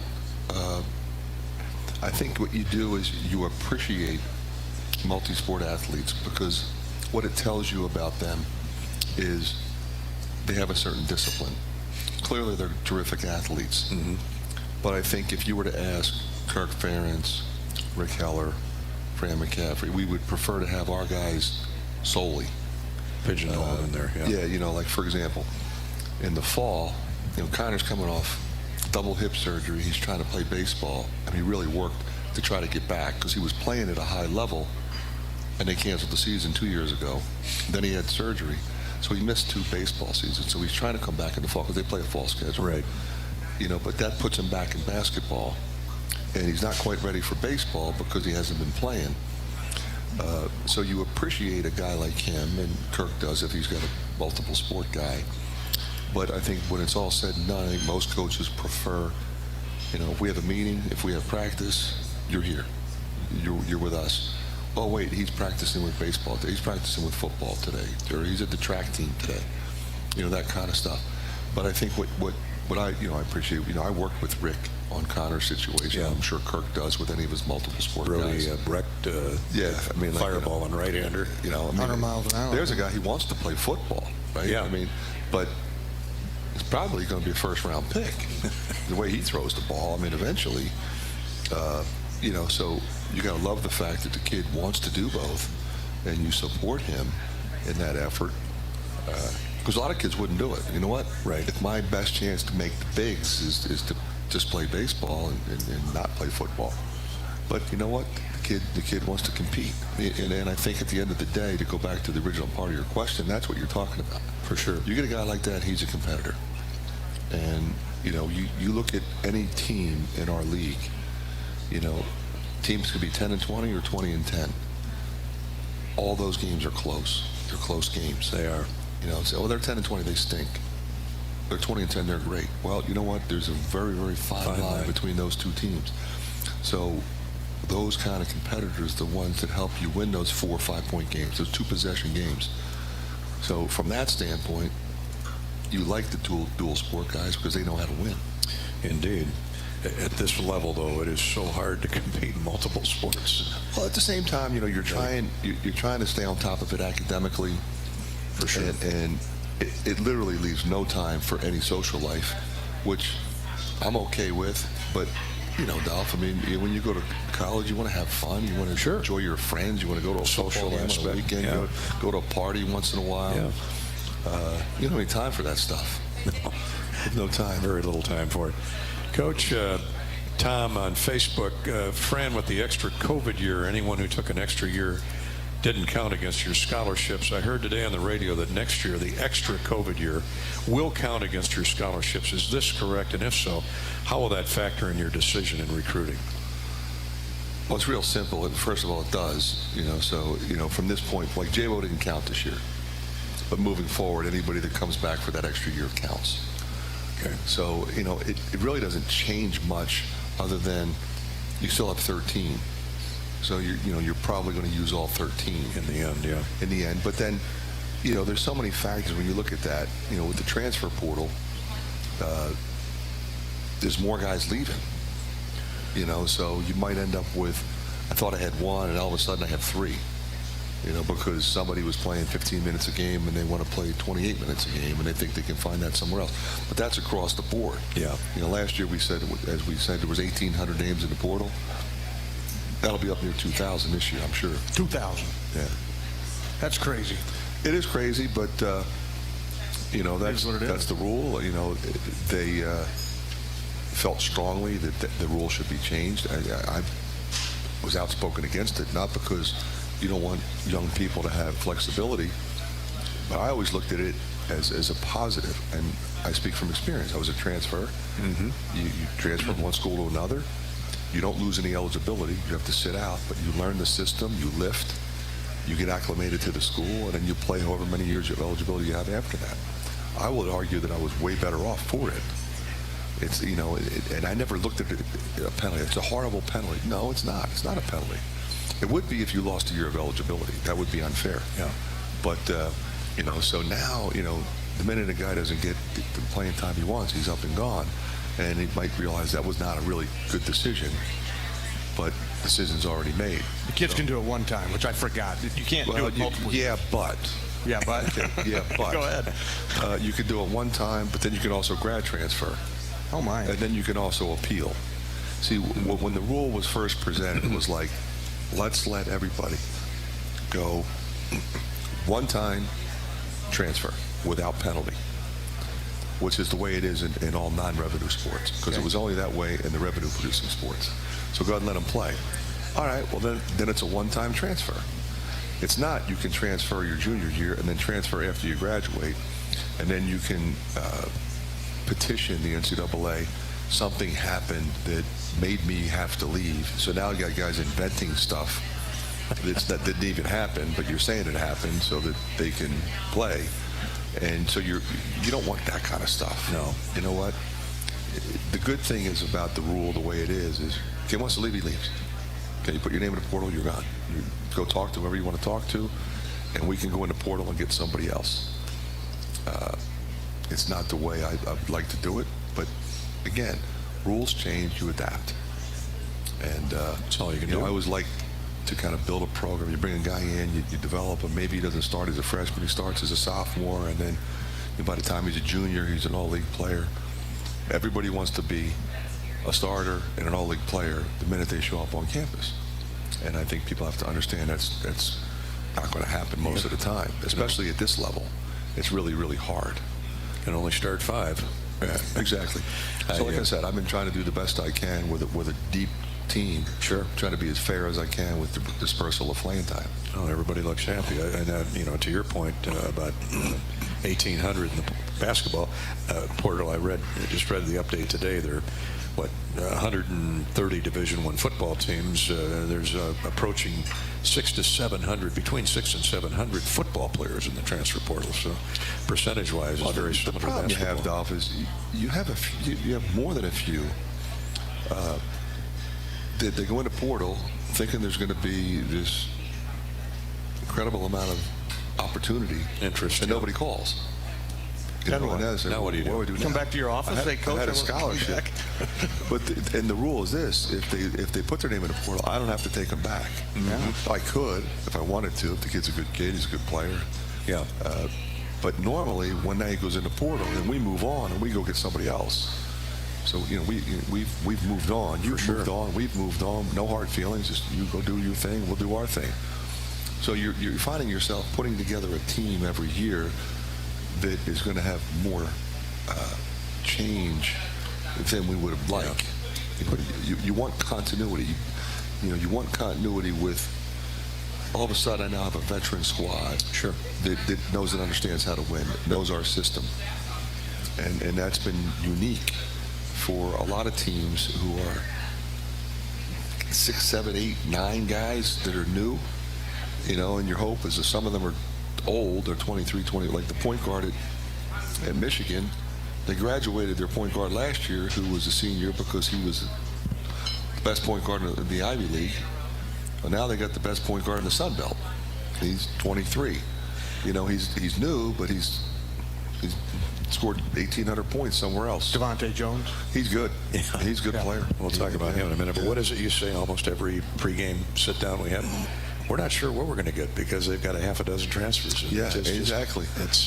It's unique. It is. All right, we're going to take a break, Coach, and give you time to catch your breath here. And Bobby and I and Fran McCaffery will be back to talk Michigan Wolverines next. Tomorrow night, by the way, I should tell you, it's a 6 o'clock tip-off with Coach Howard and the Wolverines. They got into town tonight.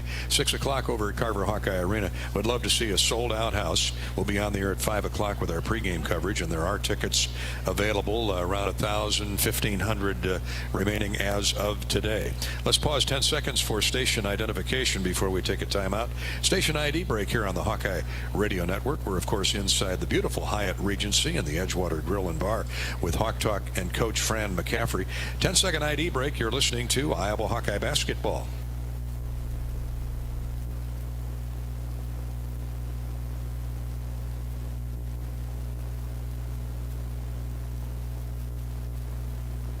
More Hawk Talk with Coach McCaffrey in just a minute from Learfield.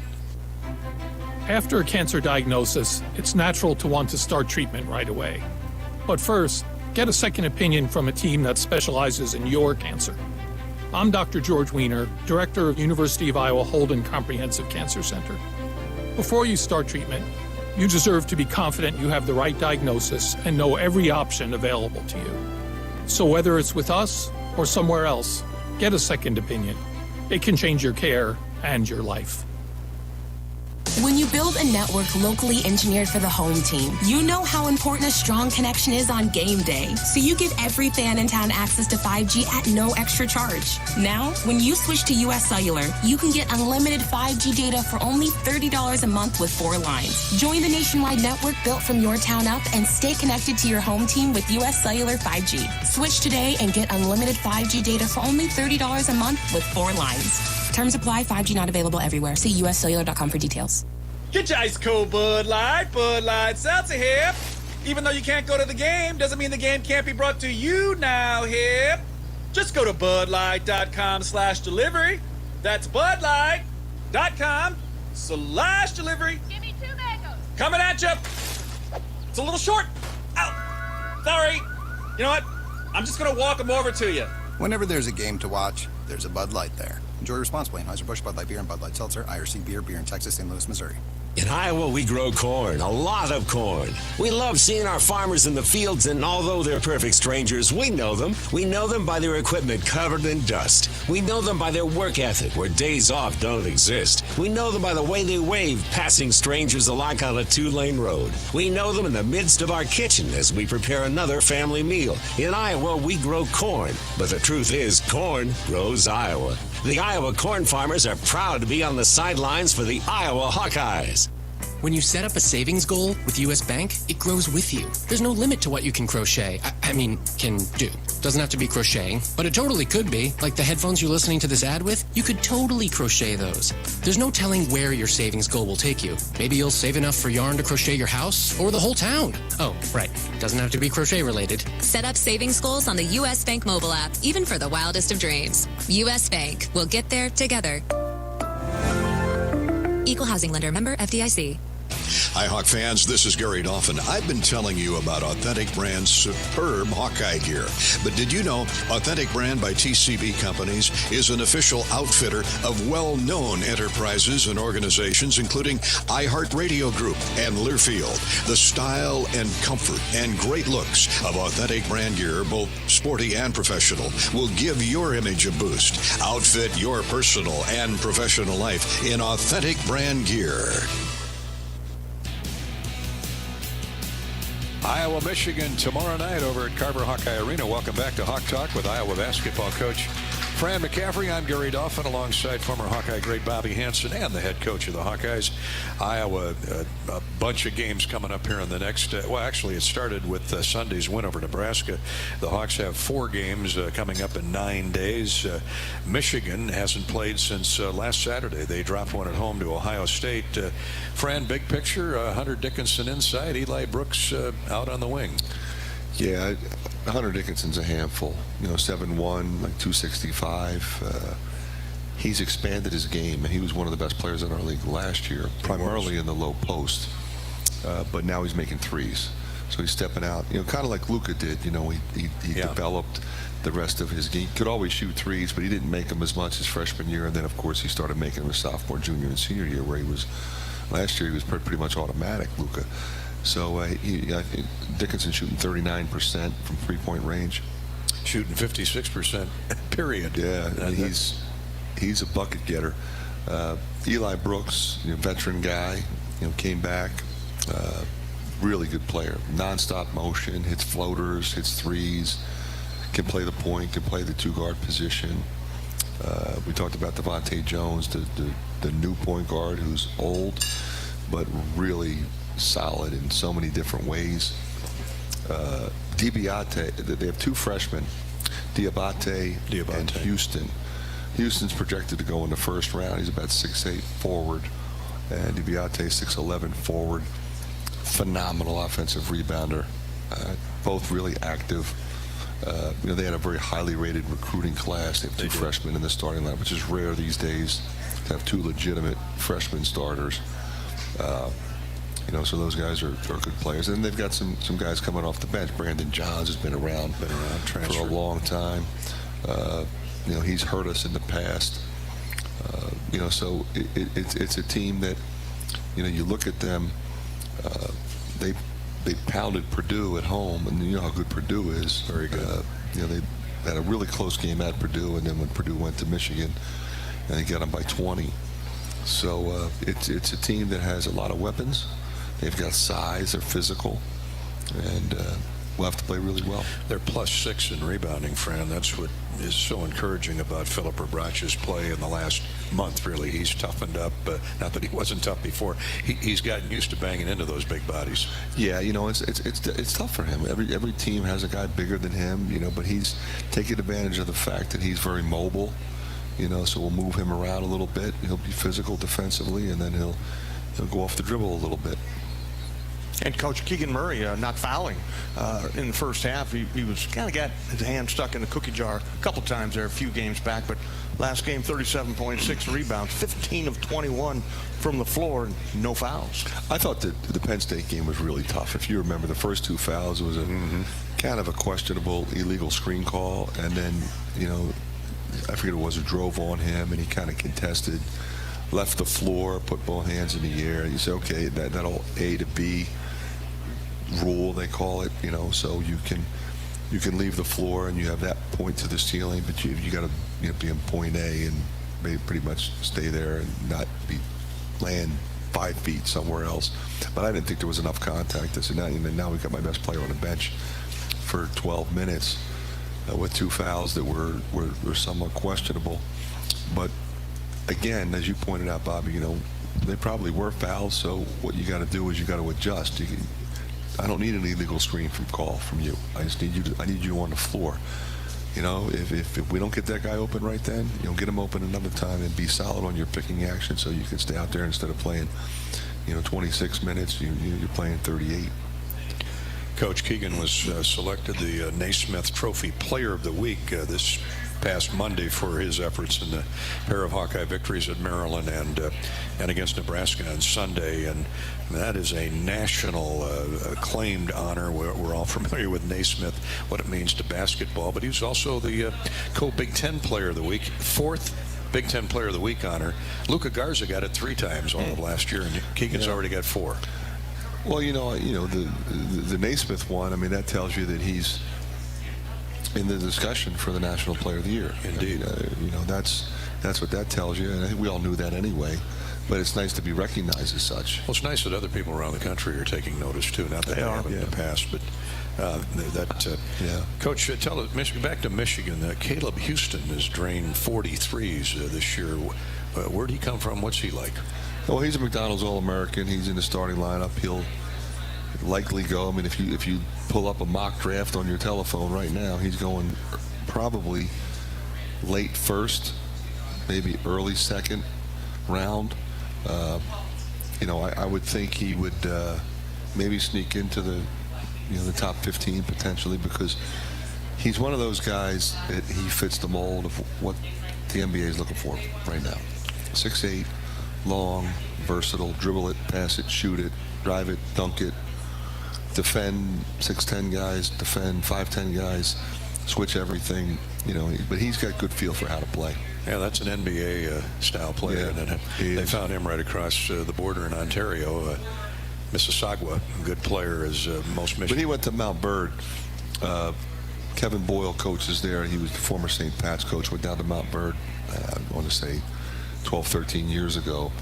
And it's arguably the best high school program there is in the country. You're talking about Oak Hill, Mount Bird, places like that.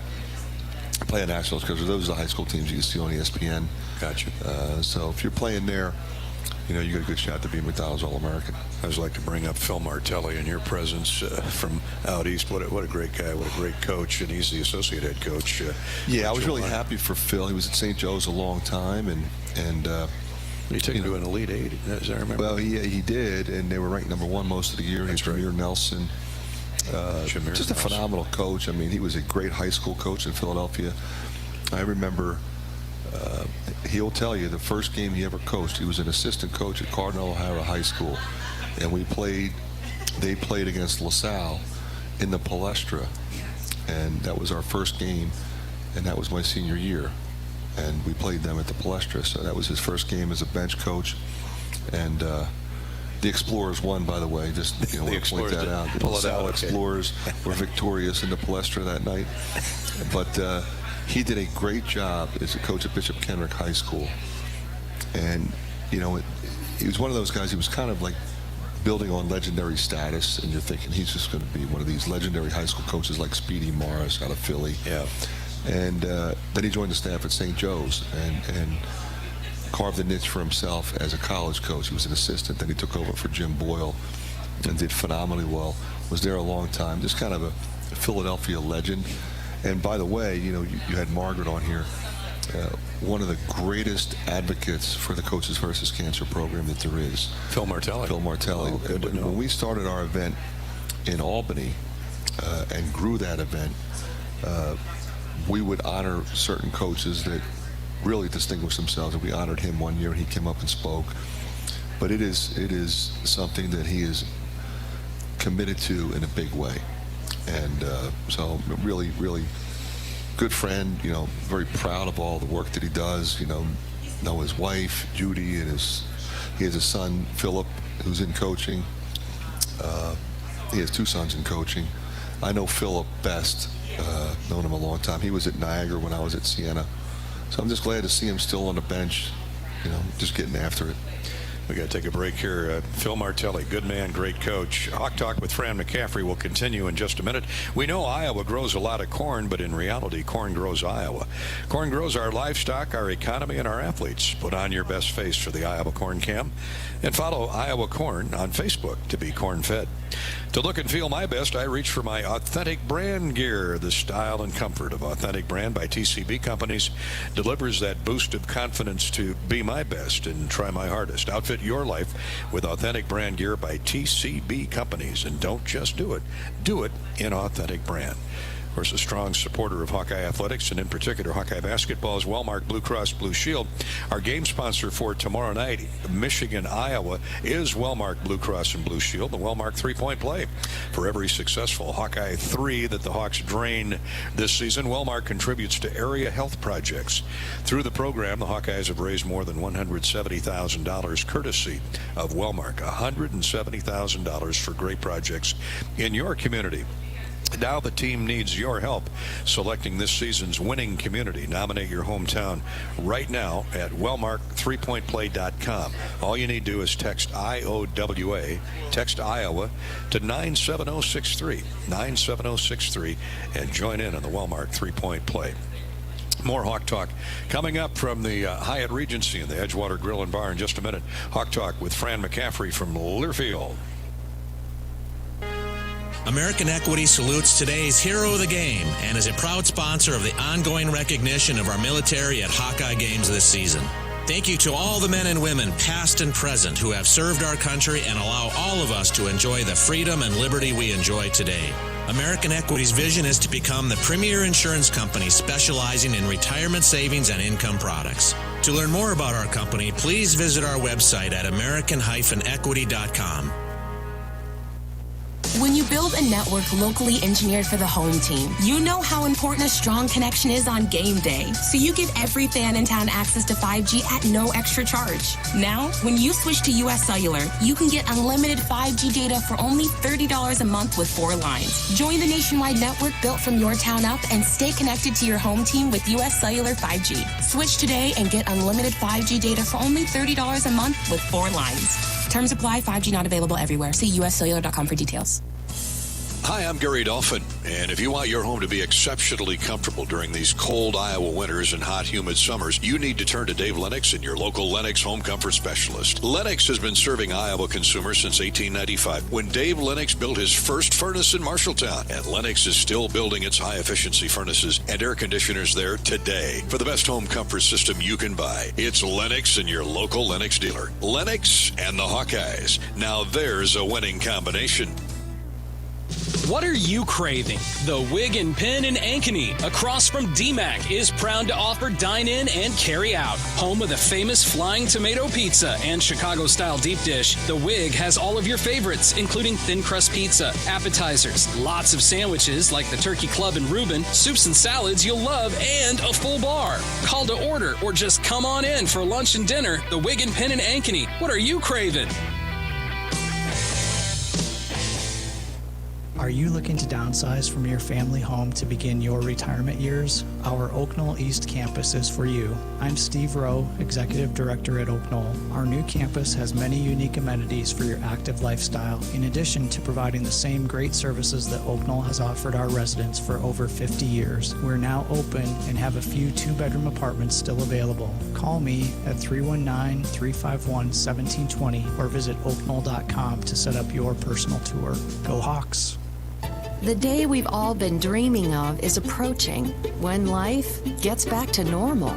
But we're not there yet. So please, everybody, do your part.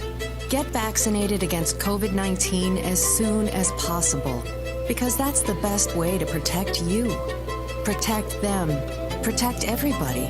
It's the best way to get Iowa back to normal. Find a COVID vaccine location near you at vaccinateiowa.gov. We're back at Hawk Talk with Coach McCaffrey here from the Edgewater Grill and Bar inside the Hyatt Regency in the Iowa River Landing, brought to you by US Cellular, America's locally grown wireless with a nationwide network built from your town up. We're proud to be the official wireless provider of the Iowa Hawkeyes. Well, opposing Big Ten defenses are seeing double, and the vision is usually blurred trying to handle Hawkeyes Keegan and Chris Murray. The 6'8 forward identical twins are averaging a combined 33 points and 13 rebounds headed to the stretch run of the conference race. Now, Dad Kenyon, wife Michelle, daughter McKenna, a sophomore at Cedar Rapids Prairie, and older son Demetrius have watched with great pride and appreciation from their seats at Carver Hawkeye Arena. Kenyon pressed up and down the floor with another 6'8 star, and Chris Street. They became great friends, and he can't help but make comparisons. He offers the twins' interest in basketball started in diapers. They were born into a basketball family. I was just joking with the former athletic director there, Kelly Conrad, who was at one of the last games, that his daughters used to babysit Chris and Keegan during the game. So helped mom out a lot, gave her a little bit of a break, but they've always been in the gym. And at about 12 months, they started shooting the basketball. We had little Tykes hoops, and so Chris would always dunk it, and Keegan would gradually move back. So about 12 years old, he was shooting from like 5 or 6 feet away from the hoop and knocking them down. So I think basketball has always been in their blood, but I think the desire to play at the next level probably came around 4th or 5th grade, just because we were playing AAU and things like that, and they started to understand it. So like I said, I think it's always been there, but just that desire to play at a higher level came probably in early in elementary school. I read where identical twins start bonding in the womb at around 14 weeks, if I remember correctly. That they're depending on each other. They become very attached to each other, looking out for one another, and in this case, I'd say on and off the floor. Is that a fair assessment? Yeah, it is. The one thing that's unique about them is usually identical twins, they're in the same womb, and Chris and Keegan actually had their own separate. So it was kind of a unique situation for them as identical twins, even from day one. But Michelle and I would listen a lot of times at night when they would be on the baby monitor, and they would be talking back and forth to each other and kind of giggling and laughing. We never understood what they said. It was just kind of their own little language. But her and I would just spend, hours just sitting and listening to that kind of stuff and just marveling over how much they were connected. And even at an early age, like, we would separate them because we always wanted to do stuff with them individually. I remember a day we went, I took Keegan one way and Michelle took Chris another way, and we were gone for about an hour, and then they saw each other. We met up at the mall, and they started running towards each other, like screaming and yelling, like they hadn't seen each other for years. So they've always had that tight, close-knit bond, and it continues to this day. I think, people, wonder how it is with Keegan obviously playing a lot last year and kind of having the season he is, but Chris has been doing great. His mindset's great, and I think they share in the joy for each other. And like I said, that's been from day one. It sure has. And Kenyon was quick to point out and thank Hawkeye coach Fran McCaffery, who he said saw something in the Murray twins that a lot of other people didn't see. And Coach, you saw them at an early age, right on through IMG Academy. What sold you? Yeah, they were at DME. It was an IMG. It was DME. Excuse me. Yeah, DME. They could always play. They were always good play ever since they were in elementary school. And the only thing that changed over time was they kept getting bigger and stronger. A lot of coaches, a lot of programs, they try to get their recruiting done early and get sophomores, get juniors committed. They were late bloomers physically, but it wasn't like they all of a sudden woke up and were better basketball players. They could always dribble, pass, and shoot. They could always run. They were just 6'5" and 6'6", and now they're 6'8" and a half with 6'11" and a half wingspans, and they're not skinny. They're 225 pounds, so they're way better. I was going to say, Coach, you have to have a lot of credit go your way. There was only one other offer. I read Western Illinois. He took a chance, basically.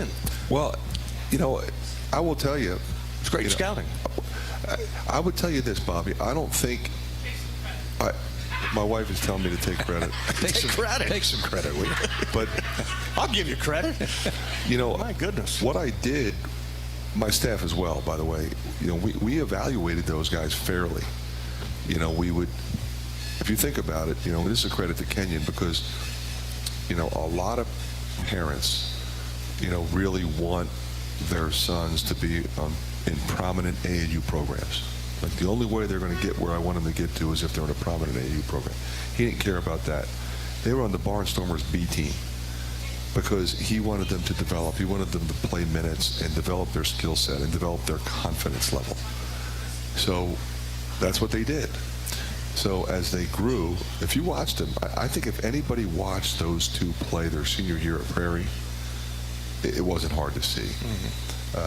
But not a lot of people go to the Prairie games in terms of coaches that evaluate. So they were playing well. They took their game to another level, but college coaches weren't flocking to Prairie. They just weren't. So then we were looking at some other players that were higher rated. Bigger splash. We get a commitment. It's going to be a bigger splash if we get that kid than if we signed the Murrays. So there was one week where I went down to Florida, watched them both, and then I flew up to Virginia to watch another kid we were looking at who's way higher rated. And I'm saying, these two kids are just better than that kid. It's not fair because we're looking to make a splash with they signed a kid who's ranked 38 in the country.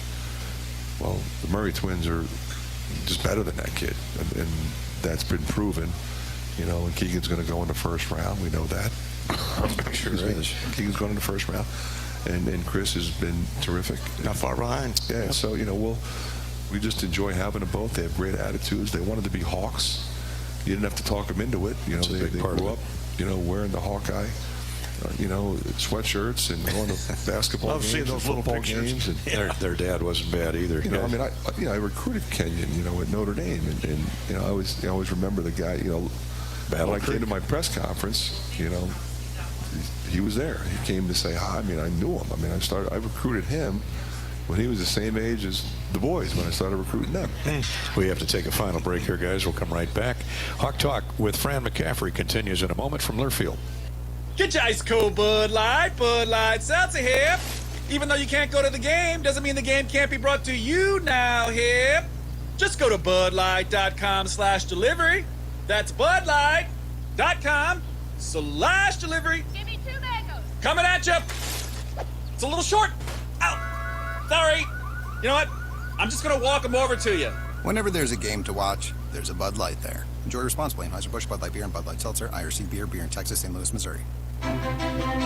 Knowing that I can make a difference in my patients' lives keeps me motivated every single day. Hi, I'm Dr. Kanya Ferguson at University of Iowa Healthcare. With academic medicine, we see the toughest cases, so we're always innovating. And we bring the best minds together to collaborate, so there's more brain power focused on you. Because that leads to exceptional care for our patients and our community. See how at uihc.org. When you set up a savings goal with U.S. Bank, it grows with you. There's no limit to what you can crochet. Can do. Doesn't have to be crocheting, but it totally could be. Like the headphones you're listening to this ad with, you could totally crochet those. There's no telling where your savings goal will take you. Maybe you'll save enough for yarn to crochet your house or the whole town. Oh, right. Doesn't have to be crochet related. Set up savings goals on the U.S. Bank mobile app, even for the wildest of dreams. U.S. Bank. We'll get there together. Equal housing lender, member FDIC. There's a sense of pride that comes from the life of a farmer. How many people can say they have a famous tan named after them, or be known for their wave when they drive past neighbors and strangers alike on a 2-lane road? Whether it's a farmer's tan or the farmer's wave, we are proud to be known for a lot of things. We feel that pride every night at the dinner table, knowing we feed our family and yours. Iowa Corn is proud to be on the sidelines cheering on the Iowa Hawkeyes. In Iowa, we grow corn, but the truth is, corn grows Iowa. When you build a network locally engineered for the home team, you know how important a strong connection is on game day. So you give every fan in town access to 5G at no extra charge. Now, when you switch to US Cellular, you can get unlimited 5G data for only $30 a month with 4 lines. Join the nationwide network built from your town up and stay connected to your home team with US Cellular 5G. Switch today and get unlimited 5G data for only $30 a month with 4 lines. Terms apply. 5G not available everywhere. See uscellular.com for details. Hawk fans, stop in and visit the newly transformed Hyatt Regency Coralville Hotel and Conference Center. Located in the heart of the Iowa River Landing, walking distance to Extreme Arena, home of the Iowa Hawkeyes volleyball team, as well as some great restaurants, shopping, and scenic walking trails along the Iowa River. Hyatt Regency is the new home of Hawk Talk with Fran McCaffery this fall. Come find your place at Hyatt Regency, where we care for people so they can be their best.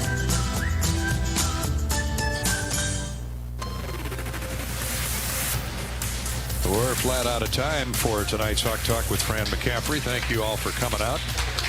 You folks here at the Hyatt Regency and you listening in on the Hawkeye Radio Network. How about joining us next Wednesday night? We'll be right back here a week from tonight at the Edgewater Grill and Bar. Some great drink options for those looking to try something new. For whiskey lovers, the new whiskey flights offer over 50 varieties to choose from, including some hard-to-find specialties, including Buffalo Trace, Blanton's, and Whistle Pig 15-year. That sounds tasty. For other types of spirits, the bar's current featured cocktails include some exciting new options like Violet Fog, Peanut Butter Cup, Jalapeno Mojito, and Caribbean Storm. All at the Hyatt Regency in the Edgewater Grill and Bar. Iowa, Michigan, tomorrow night at 6 o'clock here on the Hawkeye Radio Network. We'll talk at 5 on the pregame show, Bobby and I. Until then, thanks for joining us tonight on Hawk Talk with Fran McCaffery from the Hyatt Regency in Coralville. Good night, everybody.